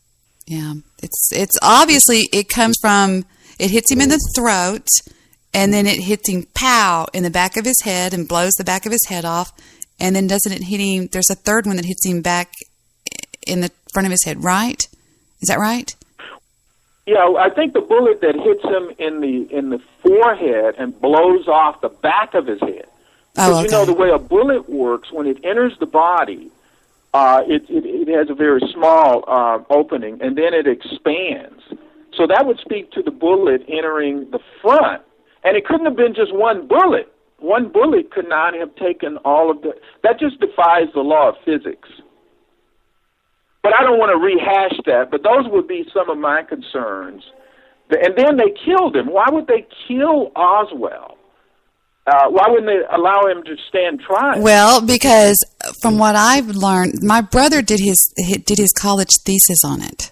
Whenever he was going after he had gotten his master's degree, he did I don't know if it was his actual thesis, but he did a huge deal on it, a big study on it, a paper and all this kind of stuff, really, really big study. And he said that Jack Ruby was tied in with the mafia here in Dallas with the Campisi brothers and all this, that, and the other, and that they had actually used him as a patsy to assassinate President Kennedy because of what was going on with the Cuban Missile Crisis. That was his base. That was the final summation or something like that. That it was a conspiracy.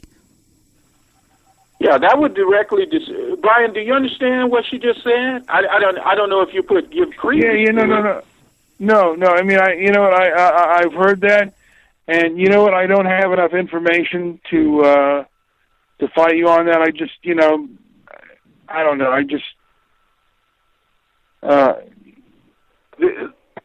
Let me say this. There are just too many unanswered questions, and it doesn't pass the smell test that just one person would be involved in that. Would you say the same thing about 9/11? Are the same kind of that what the commission gave us on 9/11 that also doesn't pass the smell test? Let me say this. That's a good way of arguing sometimes, but sometimes it's also a method of overload. But being that I have a big circuit, shifting to the 9/11, I will say this. There had been reports, credible reports, that had been called in to the FBI that there were people who wanted to fly a jumbo-sized jet and not learn how to land it, just to fly it. Now, would that give you suspicion if someone just wanted to fly a plane and not learn how to land it? Yeah. So one could deduct from that, you're saying that it was Muslim terrorists that were working through the Al-Qaeda regime over in the Iran-Iraq bullshit area over there. Is that right? Is that what I can... Well, it was related to these people. And remember now, these people were of Saudi and Egyptian extraction. All of those terrorists, the so-called terrorists, were Saudi and Egyptian. Right. Not Iraqi. Well... So is, that is true. So is Osama bin Laden. That's true. Right. And that was it was a complete, at least a tactical error to go into Iraq. What now? I said going into Iraq. You said a tactical error? He said it's at least a tactical error. Well, I think if anything, and I'm not I don't get into politics that much, at least on the radio I don't, but on the internet radio. I do believe that once they grounded the planes that morning and said, ground the planes, I think that they took it one step further and said, look, bitches, we need to do something about this and do something about it now. I don't think it was done by this government. I'll never believe that, and nobody can convince me that this government would kill 3,500 people and children and all that kind of stuff. I wonder, when the plane went into the Pentagon, that couldn't have been a plane. I don't care what anybody says. I don't even care what anybody says. But I do believe that Building 7 was blown up. I do believe that the second tower, you could see explosions going down the line. I'm not sure about that, but I do not believe it was this government. But I do believe the government acted upon it and put into effect more of a big brother, where we lost a lot of our rights. They can tap us and listen in and all that kind of stuff. And hell, I went on the damn no-fly list because that was when, in 2003, I had my identity stolen. And that's a whole other show. But anyway... That's all.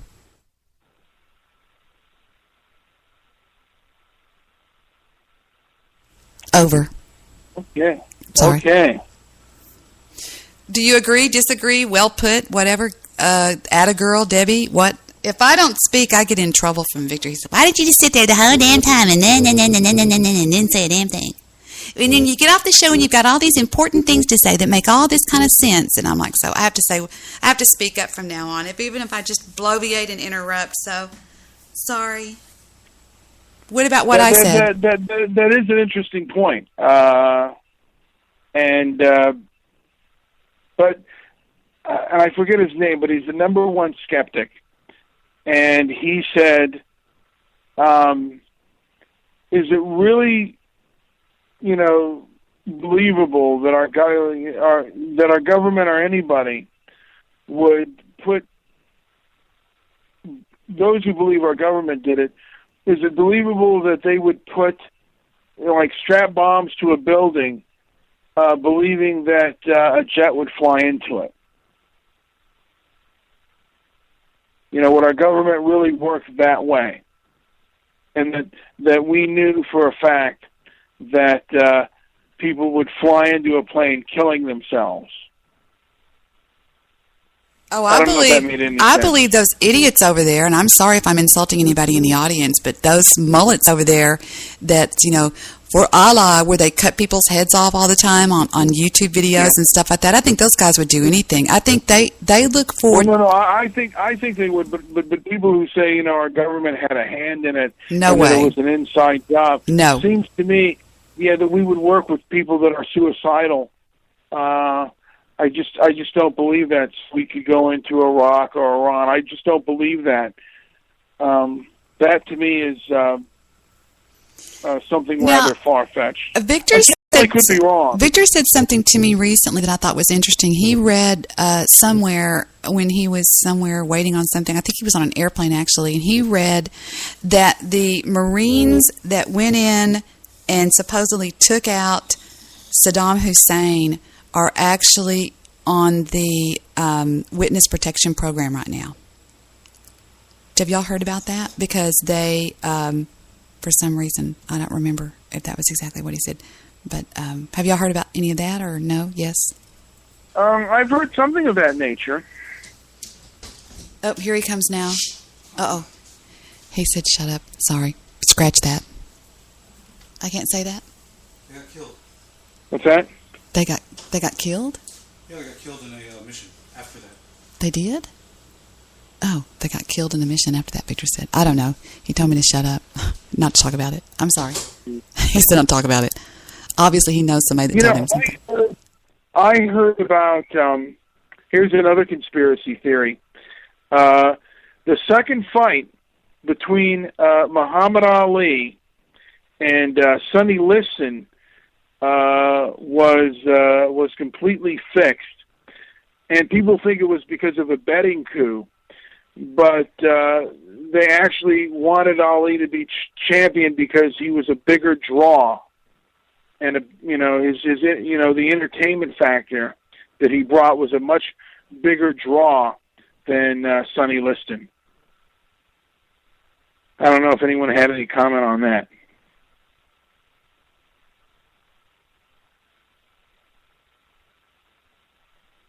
I don't know anything about that. Okay. I don't know anything about that. I don't. I have heard of basketball games being thrown in the quarterfinals and all that kind of stuff, and the finals and stuff like that, but I don't know anything about the fights. So anyway, Jewish producer. Yeah, 'cause I've heard of ex FBI agents saying that there was a fix in on that fight, and there are people who believe that it was a betting coup, and others believe that it was the fact that Sonny Liston didn't make any money, and although Ali or Cassius Clay at the time hated America and this and that, they just believe that this person could make a big profit just because at that time he was somebody that America hated, and people would tune in to see him get his ass kicked, or hoping that he would get his ass kicked. That would be an absolute big draw. People love the villain. Don't you think that if somebody's on their deathbed, let's say that you're Muhammad Ali or whatever. I'm going to really sound ignorant right now. Is he dead yet? I mean, that's horrible to say, but is he? No, Muhammad Ali is still alive. Okay. But the thing is, Ali wasn't told that it was a fix. And then at the time, he was asking, is this a fix? But he was, they don't, sometimes, a lot of times, they don't tell the other fighter that it's a fix. These were people in the mob who told Sonny Liston to, That I would agree. I would be scared to death of the mob if I were there. Now, Stabby McHugh says that they are going to continue to gather information to support that causal link over other possibilities if they can even think of alternatives once the first causal link is established, which they usually cannot. And I'm not really sure. Does that make sense? Maybe I didn't read the whole thing, but Stabby usually has some things to say. I wish you guys would call in sometimes and throw in your 2 or 3 cents. And Jewish Producer answers back, well, Stabby, that's the old school philosophy, you mullet. No, I'm joking. Oh, Jewish Producer's here? Yeah, I was telling you that earlier. He hasn't called in the show. I haven't checked the board in a freaking hour. Oh, Reuter just said Stabby sucks. So there you go. Yes. Yes. Well, he's entertaining, even though he hates me and thinks I'm a card-carrying racist. He's very entertaining at times, and sometimes very true. Actually, I don't think Stabby hates anybody. He said to tell you, tell that fat ass that I'm home from Vegas. Oh, shit. You went to go see Bill Wagner, didn't you, Jewish Producer? Did y'all go to the strip bars and have a good time? And y'all go out and go, I'm Bill Wagner. I'm Bill Wagner. I'm back on Blog Talk Radio, so all of you people out there, I'm sorry, I'm being rude. Love Bill Wagner and his crew. You know, he had a show. I'm sorry. He had a show that we were listening to one time, not too long ago, Vic and I, and he goes, hey guys, how many people do you know have a gang? And he was by himself, and he goes, I mean, the Bill Wagner crew. I have a gang. I have a crew. And I was losing it laughing. I was just losing it laughing. So, but anyway. I have a crew. I have a crew. I have a gang. You understand me? I have a gang. They will go to your house. They do my bidding. Oh my gosh! Don't fuck with me. Don't even think of fucking with me. If I say this out loud, I will get a call from Strope saying, "BWC for life, bitch." And what it is this: the Bill Wagner crew was originally formed and maintains today as a huge troll on Blog Talk. I'm reading at the chat room on Bill Wagner. I mean, they don't like Bill Wagner. I mean, it's sort of a play on words. If you have a crew like the Steve Ogle crew, it's because you are the joke of the crew, so to speak. And, you know, that's the truth and nothing but the truth. So help me God. What? If I have a Mr. Midnight Movie crew, I'm the fucking joke of that crew. Like Rock did to me. Yeah, exactly. Did they have a Mr. Midnight Movie crew? No, they only had a Rocknet crew, and they wanted me. They wanted me to change my name to Hamuel Hawk. Yeah, and then Hamuel Hawk died off or something. They really came at you pretty hard, though. Yeah, I don't know why they did that. Well, they just picked some of us out because the other night they were targeting me. Some of the it was either Reddit or 9gag, I'm not sure. Old Reuter's wanting on my Skype, and I'm not going to bring him on because he's just going to say, I'm Old Reuter, and I'm a BTR legend, and I like to have sex with, and I love him to death, but if I pull him on, I'll get in a fight with him. And if he's on my Skype, I can't mood him. I can't mood him. Who is Boofy Gone in the chat room? Boofy Gone. Yeah, Boofy is gone. We want to welcome Apocalypse into the chat room, and Boofy Gone, East Coast, and Monkey Shoes, Old Rooter, Stabby McHugs, Jewish Producer, yours truly, and a bunch of guests, actually, so welcome. Rooter, stop calling me. I'm going to pick him up and hang up on him. We want to welcome Rooter. Apocalypse. Yes, ma'am. Mute your computer when I pick you up. They said for me to pick you up, so there, you're picked up, okay? Let me figure, because I got no clue what I'm doing right here. Hold on a second. Okay, mute your computer, Angel. There. Don't hang up. Welcome. Rooter, stop calling me. I'm going to pick him up and hang up on him. Don't do it. Don't hang up. Hurry. Just turn the show off, Angel. I did. I'm trying. Here, I just turned my browser off. This is why I don't pick up people. I shut the whole browser off. There. Bingo. Okay, welcome to the show. One mention of asses or fisting or butts or anything like that, and I'm going to boot you. And who's that in your picture? I've never mentioned fisting. Oh, my God. Okay, so I've never ever said that in my whole life. Where did that come from? Be nice, please. I'm asking. See my smile? Can you tell I'm smiling? Be nice. Love you. Be nice. I love that smile. I will tell you, like, what I'm listening to right now is the best ever I've ever heard from you. You're like coming through my computer, like you're sitting right here on my table. I am sitting right there.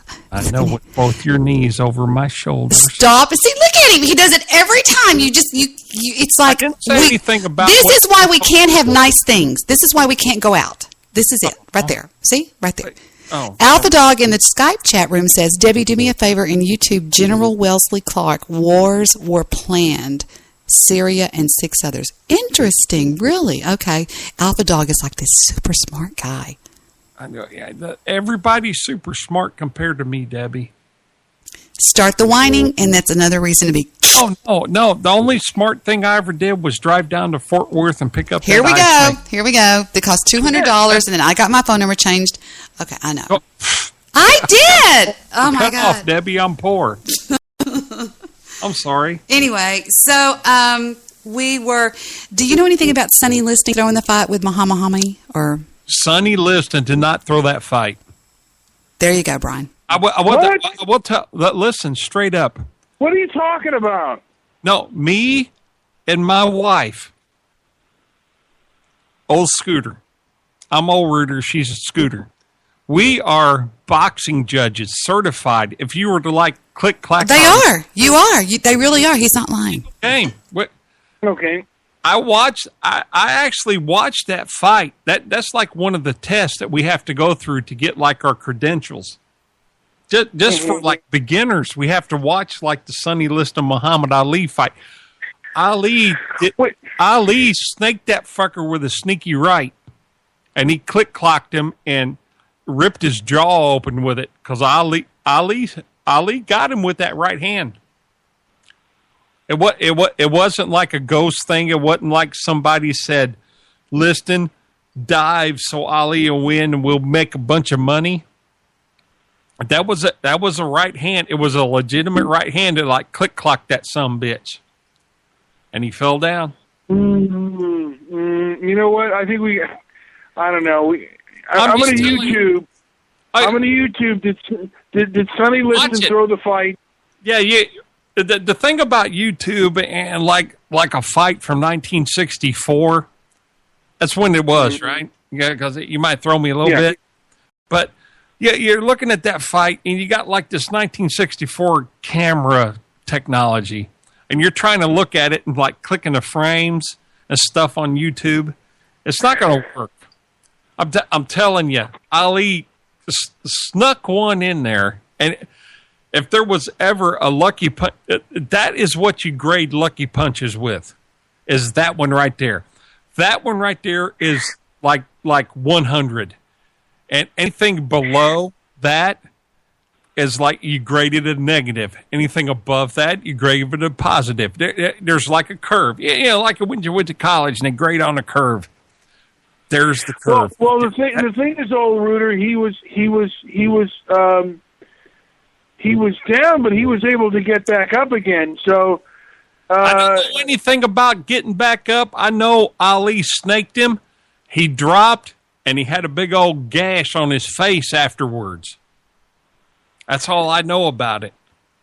Well, I have a 2-minute and 13-second audio clip that's been requested by a listener of mine on Spreaker that I want y'all to listen to. It's only 2 minutes and 13 seconds long, so let's take a listen, okay? Starting now. No, it's something that we've been talking about, but I want to hear it. It's 2 minutes and 13 seconds long, starting in 3, 2. I love you too, Audrey. 3, 2, and 1, unless there's a commercial. About 10 days after 9/11, I went through the Pentagon and I saw Secretary Rumsfeld and Deputy Secretary Wolfowitz. I went downstairs just to say hello to some of the people on the Joint Staff who used to work for me, and one of the generals called me in. He said, "Sir, you got to come in. You got to come in and talk to me a second." I said, "Well, you're too busy." He said, "No." He says, "We've made the decision. We're going to war with Iraq." This was on or about the 20th of September. I said, "We're going to war with Iraq. Why?" He said, "I don't know." He said, "I guess they don't know what else to do." So I said, "Well, did they find some information connecting Saddam to Al-Qaeda?" He said, No. He says, "There's nothing new that way. They've just made the decision to go to war with Iraq."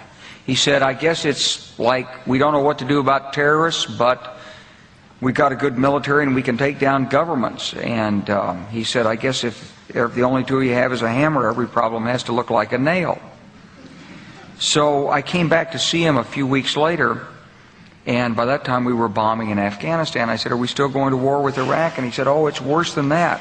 He said, he reached over on his desk, he picked up a piece of paper, he said, I just got this down from upstairs, meaning the Secretary of Defense's office today, and he said, "This is a memo that describes how we're going to take out 7 countries in 5 years, starting with Iraq and then Syria, Lebanon, Libya, Somalia, Sudan, and finishing off Iran."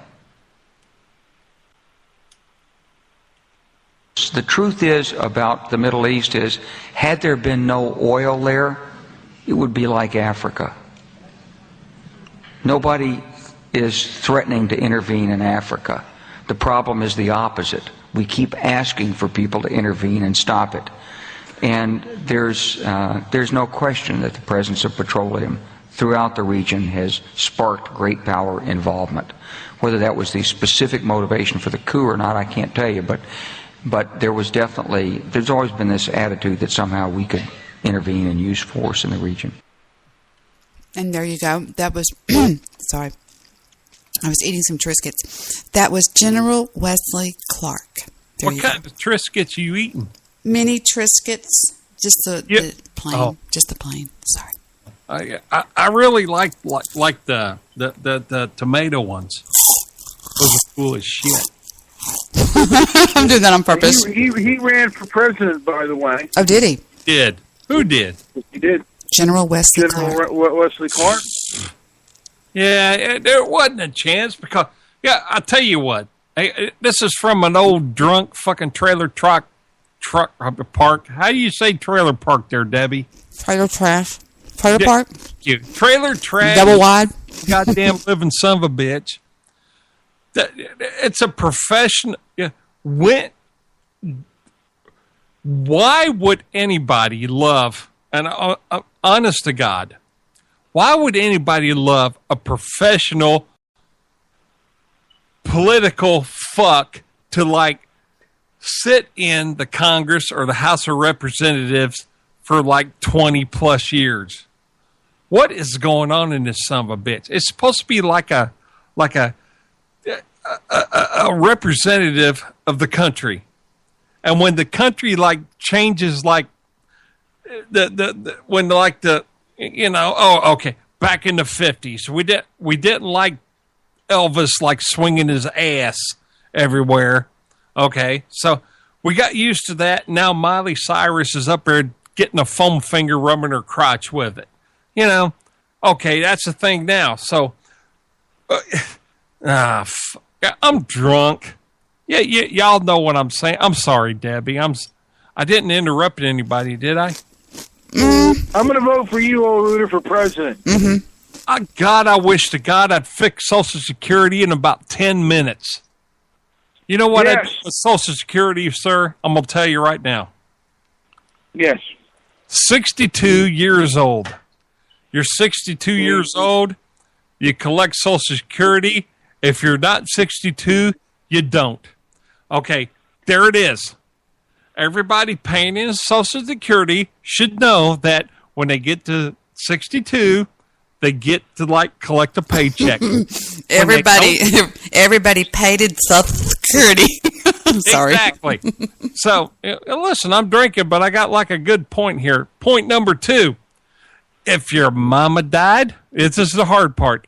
If your mama died and your daddy died, you don't get, and quote unquote, Social Security. Blow me. What if you have minor? Stop. No, you stop. What if it's minor? You would do that. So you don't. If your mama died, your daddy died, you don't get quote unquote Social Security. If you're too lazy to get off your ass because you think you got a bum leg and you're trying to work the system, you don't get Social Security until you turn 62. Right. And have doctors Social Security. It's my turn. My turn. And have one little point. And I think that we should have doctors, because I know people sometimes go to these doctors and they'll say if you give them enough money, they'll write it up to where you can go on disability and stuff. 62. I think that they should have doctors that are from the United States federal government that you have to go to get approved for disability. Yeah. What? No. No disability. Well, that's the same. Is that okay? Birth certificate from anywhere around the world that's a U.S. citizen. Birth certificate. Walk in there and look at the Social Security bitch and say, "I'm 62." They look at it and they go, "Oh, you're 62. You get Social Security." Now, all the disability, the people like, "Oh, my leg's cut off. I can't work," or and they can come in there and they can get their medical benefits. That Congress, there's bitches like BTG that are money where it is. BTG's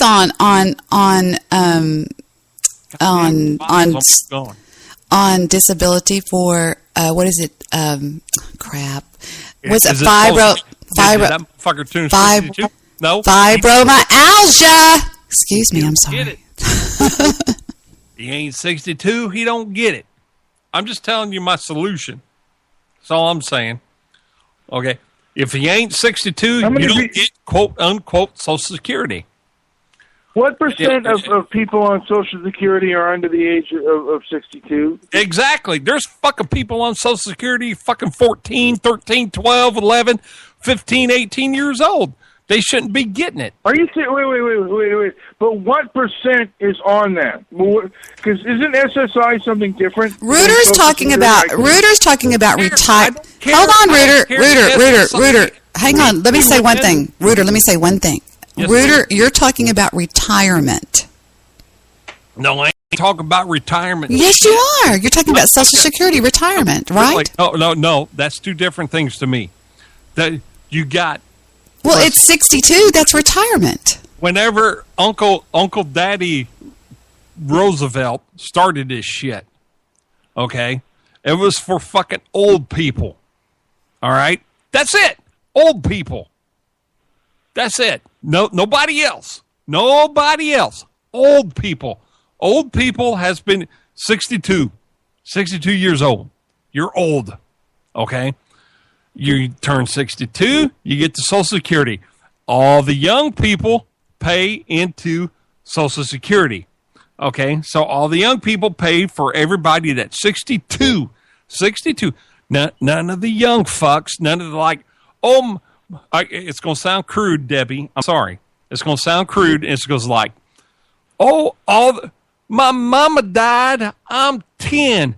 Pay me till I'm 19. Yeah, no. Your mama died. She lost the lottery. So everybody else gets to get what your mama paid in. Okay? 62. Now, you take all that stuff. Oh, okay. Everybody 62 and older gets Social Security, and everybody younger than 62 has got to pay 7%. Okay. To pay for the... So you take all that and you take your arm, you stretch it out across everything like that hook at the Apollo. Okay. Pull the hook out and pull like the... Okay. Push it aside. Okay.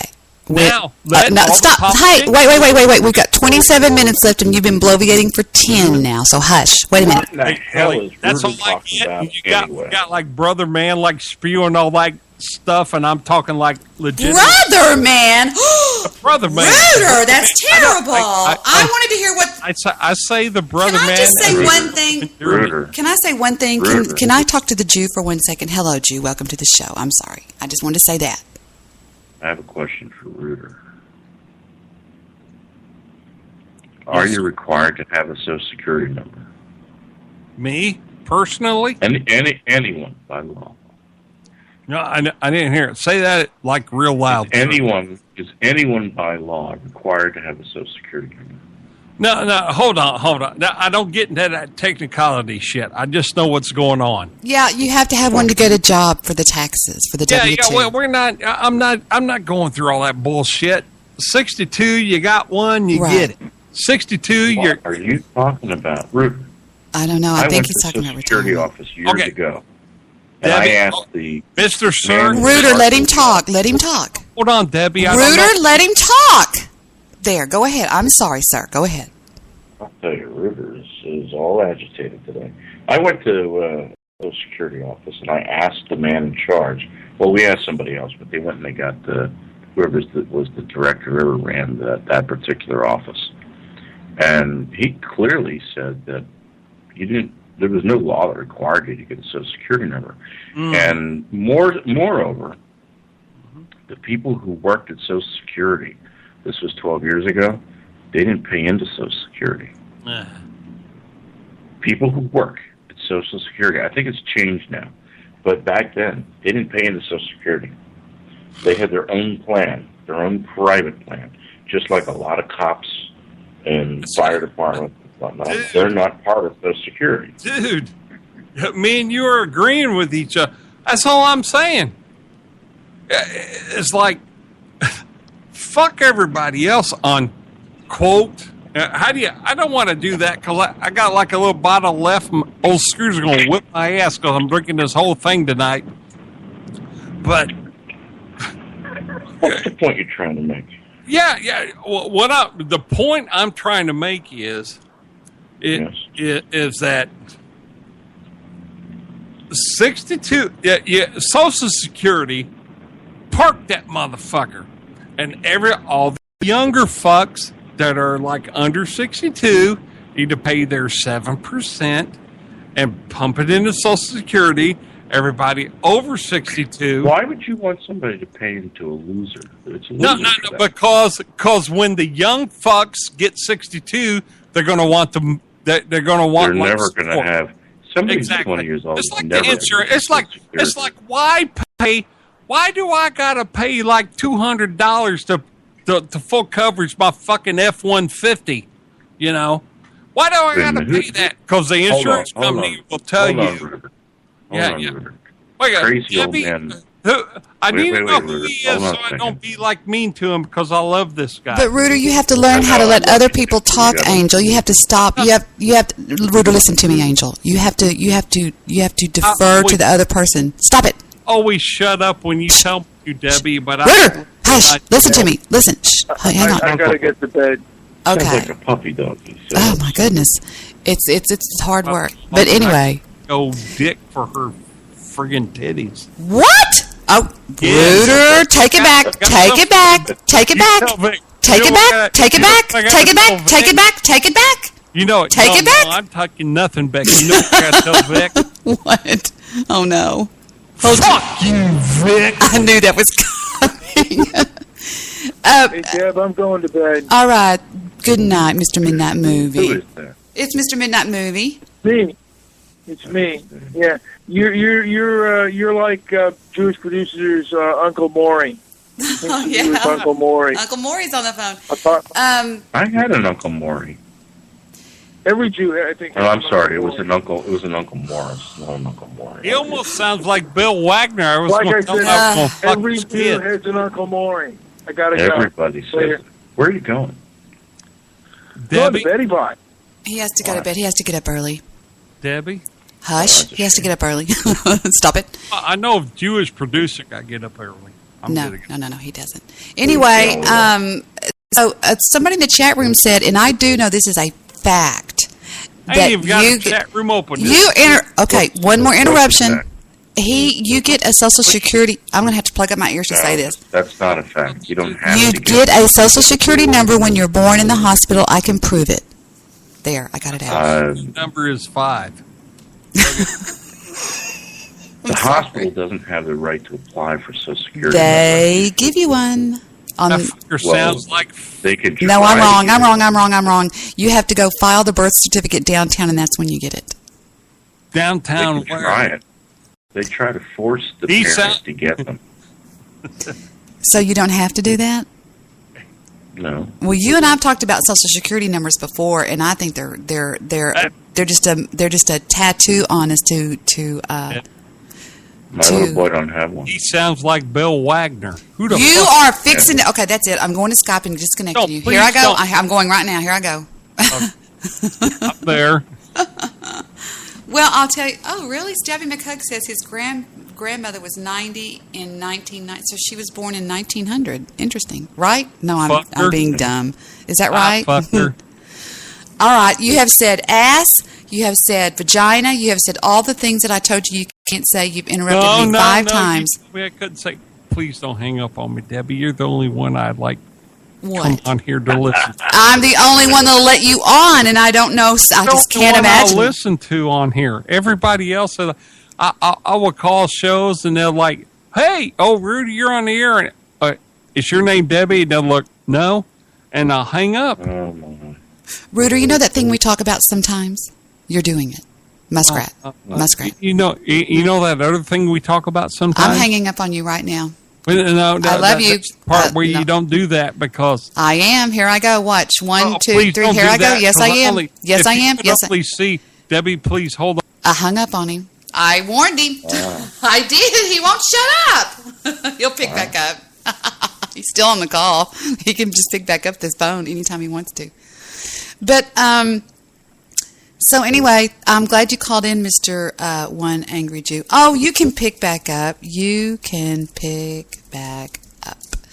I'm glad you called in. And I guess Mr. Midnight Movie disconnected. And why is the truther movement racist? There he is. And I have to make a comment about the word racist. Okay, yes, go ahead, please. The lexicon of America has been altered. You will no longer hear on radio, terrestrial radio, the word prejudiced. No longer do they use that word. They always say racist. No longer is anybody prejudiced. They're always racist. They have amped up the wording. So the word racist is much worse than prejudiced. Most people are prejudiced. But most people are not racist because you have to have some power to be able to hurt other people based on their skin color or whatever it is to be racist. But you can easily be prejudiced just by your thoughts. But they don't use that word anymore. You ever notice that? That's exactly what Mr. Solution said. Mr. Solution says you have to have power to be a racist. Everything is racist. They're redefining the way that people speak. If people are picking up on it, people are saying, are using the word racism when they really should be using the word prejudice. And I cannot believe how good he is being right now. This douche is the one angry Jew. He goes, no, I never heard this in my whole world life, in my holy shit. I'm going to think, listen, honest to God, I got like a 1.75 liter of Fairbanks port. I got a little bit of, I probably got like 2 drinks left in it. Kaufman-esque. Does he mean Kafka? I'm not by the chat room. What's he saying? Is he being ugly? Jew is part Kaufman-esque. What's he talking about? Jew is part Kaufman-esque caricature, but I suspect he's a real deal. He believes 9/11 was an inside job and bought into the inherently racist truther movement. Blah, blah, blah. I'm taking a drink. Fuck all you motherfuckers. Good. Keep drinking. Keep drinking. Debbie, what, babe? I love you for, like, just even listening. And who's this fucking dude right here with the deep ass voice trying to act like fucking Darling, artist? in the morning, you're going to remember I said this. It's the one angry Jew. It's the Jew. That's him. The main guy. This is the angry Jew right now. He sounds like a fucking about like 6 fucking decibels lower than who's that? Vincent Abay. Like, all right, in the chat room, put number 1 for me to get rid of Reuter. I ain't clicking shit right now. I'm listening to my favorite whole wide world in the Debbie and I think my radio voice has improved over the years. Fuck this shit. I'm taking a drink. Fuck everybody. I'm for real. I love Debbie. Jesus, take more. I want to hear gurgling. I think my radio voice got deeper. It got deep. It's like, yeah, goddamn, you sound like a whore. Oh, it just in a deep voice, fucking. You want? Here you go. Fuck it. I'm in trouble. No, it's called monotone, Reuter. Yeah. And I got to tell you, monotone. Oh, that's my left. Hold on. Monotone drives me nuts. Mixing board. Oh fuck, I'm fucking. Debbie, I'm sorry. Fucking, I'm sorry. I love Debbie. And I love you too. You're going to thank me in the morning for doing this. Mr. Solution, but are you still on the call, or should I just go ahead and kill this whole thing? I ain't thanking. Oh, Debbie, don't kill nothing. That's fucked up. Yes, I'm here. Here we go. Oops, I just hung up on Reuter. And if I hit this other thing, it removes him from the call. Horrible. Let me remove him from the call. And that's horrible. Boink, he's gone from the group. I love you, Reuter, but you were just being too much of a disruption. So does anybody want to talk about anything more serious? Yeah, why does Hugs think that 9/11 truther stuff is racist or prejudiced? I'm not answering your call, Reuter. I don't know. I think that was Monkey Shoes that said that, and we don't pay attention to what Monkey Shoes says. We don't? No. I think it was Miss Hugs. I'm not by the chat room. I'm getting tired. I'm really tired. I think I'm going to go ahead and pull it for tonight. And you need to call in quicker sometimes, Mr. One Angry Jew. Yeah, I'm just kind of slumming around BTR. Slumming? I understand. I was listening to Harold Nolan and the Blue Notes. Then I got a phone call. Wait a minute. Before I leave, I want to play y'all something now that Reuter's gone. Listen to this guy that called into my show last night and claiming to be Denzel Washington's. Oh, I didn't goof. Blow me. And listen to this guy. It's hysterical, and he sounds just... I mean, we all thought it was Danielle Washington, and you're going to go, and that doesn't sound anything like Danielle Washington. But just take a listen to this call. And mute yourself. Would you, Mr. One Angry Jew, so I won't have to do that, please? Oh, good. You're so quiet when you get muted. And that's it. Here it goes. Right. I'm almost there. And there. Okay, I'm there now. Ready? He calls in and he says, Boink. I hope it plays. Spreaker hasn't been playing today for some reason. Not an impression. It is the real thing. Go ahead. Here we go. Wait a minute now. Hold on just a minute. I'm one of your biggest fans. Tell me this is not Daniel. I'm sorry. Denzel Washington. Listen. Okay, first of all, I understand because I'm calling the radio station. You don't believe it's me, but it's me, definitely. How are you? I'm in shock. Is this really Denzel Washington? Yes, ma'am, it is. Absolutely. Oh my God! Okay, wait a second. Are you going to talk to me, or I'm sorry. I'm in a one-sided conversation. I'm in shock. I am in total shock. I've never been like this before. I'm going. It is him? Are you kidding me? In the chat room. Yes, ma'am, it is. I want now. I was talking to the chat room. There was a lot of people in there that were trying to decipher. So I wasn't necessarily asking the caller. I was asking the chat room. I said, is this him? And they were all saying, make him talk more and make him do this. It continues on. Listen. No, wait a second. It is me. This is not an impersonation. It's not an impression. It is the real thing. Go ahead. Wait a minute. Wait a minute now. Hold on just a minute. I'm one of your biggest fans. Tell me this is not Daniel. I'm sorry. Denzel Washington. Listen. Okay, first of all, I understand because I'm calling the radio station. You don't believe it's me, but it's me, definitely. How are you? I'm in shock. Is this really Denzel Washington? Yes, ma'am, it is. Absolutely. Oh my God! Okay, wait a second. Are you going to talk to me, or I'm sorry. I'm in a one-sided conversation. I'm in shock. I am in total shock. I've never been like this before. I'm going. It is him? Are you kidding me? In the chat room. Yes, ma'am, it is.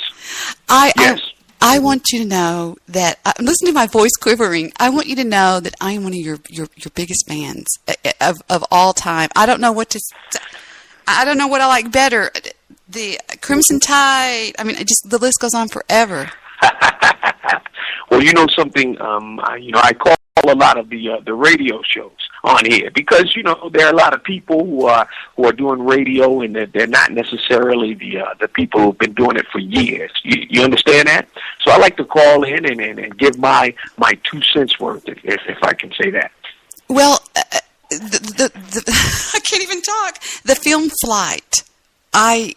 I was astonished with the film Flight. It slowly creeped into the number one, my favorite all-time movies. I told somebody the other day that you were born to be in a military uniform, and you play one of the most awesome military people more than anybody. I don't know what to say. I'm just in shock here. I just don't know what to do. No, thank you very much. Listen, I appreciate that, and as you can imagine, I've got a lot of fans who say things like that, but it's always good to hear somebody saying that. So no, I appreciate that. They want you to say the name Debbie Daly in the chat room. Okay. What is it? Debbie Daly. Is that it? Did I say it correctly? They thought it was a soundboard. Say this is Denzel Washington, and I never listened to the Debbie Daly show. Okay, let me see if I can get this. Hey everybody, this is Denzel Washington, and I never listened to the Oh man, I messed it up. Hold on.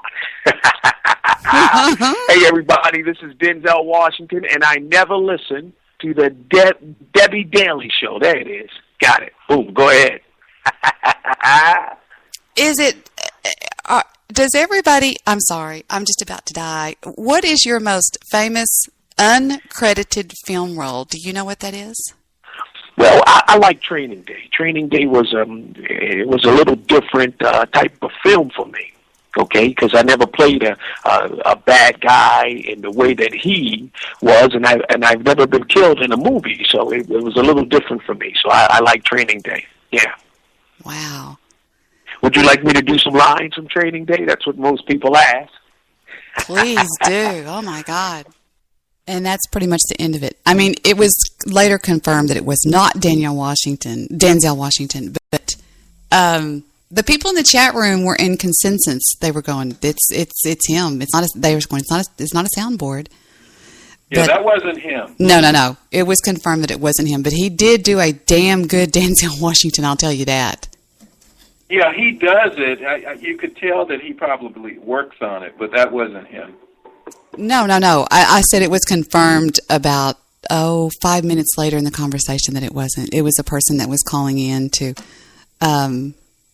just talk about my show, and it was really nice. He's a kind of a big shot around over in the internet radio industry thingy, internet talk, and he was saying that he had just ran across my show. Well, I could let it play, but it's really he starts talking really nice about me, and I don't want to sound like I'm just bragging, but anyway, he said that my show was... go ahead. All right. I would like to have heard him do the recite the lines. All right, I'll let it go. From Training Day. Oh, my God. All right, I'm going to do the scene from when Alonzo... Have you seen the movie? Have you seen it? Huh? This is where I blow it. No. Have I? I don't believe I have. Dang Well, in that case, I'm not going to do it. But I do have somebody here I want you to talk to. Come here, son. Okay, ladies and gentlemen, I know that a lot of people think this guy is no longer with us, but he's here. It's Michael Jackson, folks. Come here, Michael. Talk to these folks. Hello? Hello? Hello, Michael Jackson. Hi, I want to say to all the people who don't believe that I'm alive, that I am. I'm very much alive. I had to hide out. And yes, that's all I want to say. Thank you. Wow. Michael Jackson. That was pretty good. All right. Oops, there we go. I killed it. It's on replay over on Spreaker. It's called Mr. Midnight Movie and Me, and Denzel Washington calls in, ? It's kind of I just used the name for, whatever. I thought he was good. He's a pretty neat guy. He runs a radio station thingy out of Las Vegas, Nevada. So anyway, what did you think about him, Jude? Did you think he sounded... he was a pretty good impression. That's the only thing I was just going to show y'all. I thought it was. He really did sound a lot like him, though, truly. Dead air. No comment. Yeah, this is Mr. Solution. Can you hear me? I can hear you. Oh, he was pretty good. He was pretty good. I mean, you could hear that person's voice, Denzel and Michael, in what he was saying. Now, is he from the East Coast? Actually, he is in... No. Somebody else asked me that today, too. Was this gentleman from the East Coast? No, this guy is... I don't know where he's from. I know he lives in Las Vegas right now. He runs a radio network. So. Oh, okay. Yeah. It was pretty good. Pretty good. So that was the gist of the show last night. I mean, there was a big part of it that we were getting involved in. He was telling me how he thinks I should monetize my show and take it to another level and all this kind of stuff. And I was like, But anyway... So that's about it, I guess, for tonight, boys and girls. For some reason, I'm tired, and I am going to get off this thing and finish up what I was going to do, and I hope to talk to you guys all soon again, okay? Okay, good night. Sound good to you, Mr. Solution? No hard feelings. You know how I feel about you, and I think I made it perfectly clear tonight how I feel about Brian. I just don't judge him on his, on his stupidity. I'm joking. He's still listening, I'm sure. That's fine. But I will say this. I think it is, we do some judging. I think that's almost impossible. Now, we may not condemn, but we do some judging. That's just evaluating. And I do think Brian wants to be better. I think Brian has a decent heart. And I think that in any conversation, we should want to improve. And I think a good number of people do, and he said he did. So he needs to improve his maybe research a little bit before he goes out on that limb that he ultimately saws off. But he's fine. Somebody in my chat room is a 4-star general retired. Are you kidding me? Damn. Wow. Thank you. I was listening to what you said, Mr. Solution. Mr. Solution runs a tight ship when he's on my show, and I get all nervous, and I sit up straight in my chair. I adore Mr. Solution. You have a great evening, and I'll see you next time, okay? All right. And all right, good night. Any closing remarks, One Angry Jew? Are you still there? Did you hang up? All right. This is Debbie. Oh, are you still there? All right, this is Debbie, over and out, everybody. I'm going to kill it, and I will see you guys the next time. Bye, guys.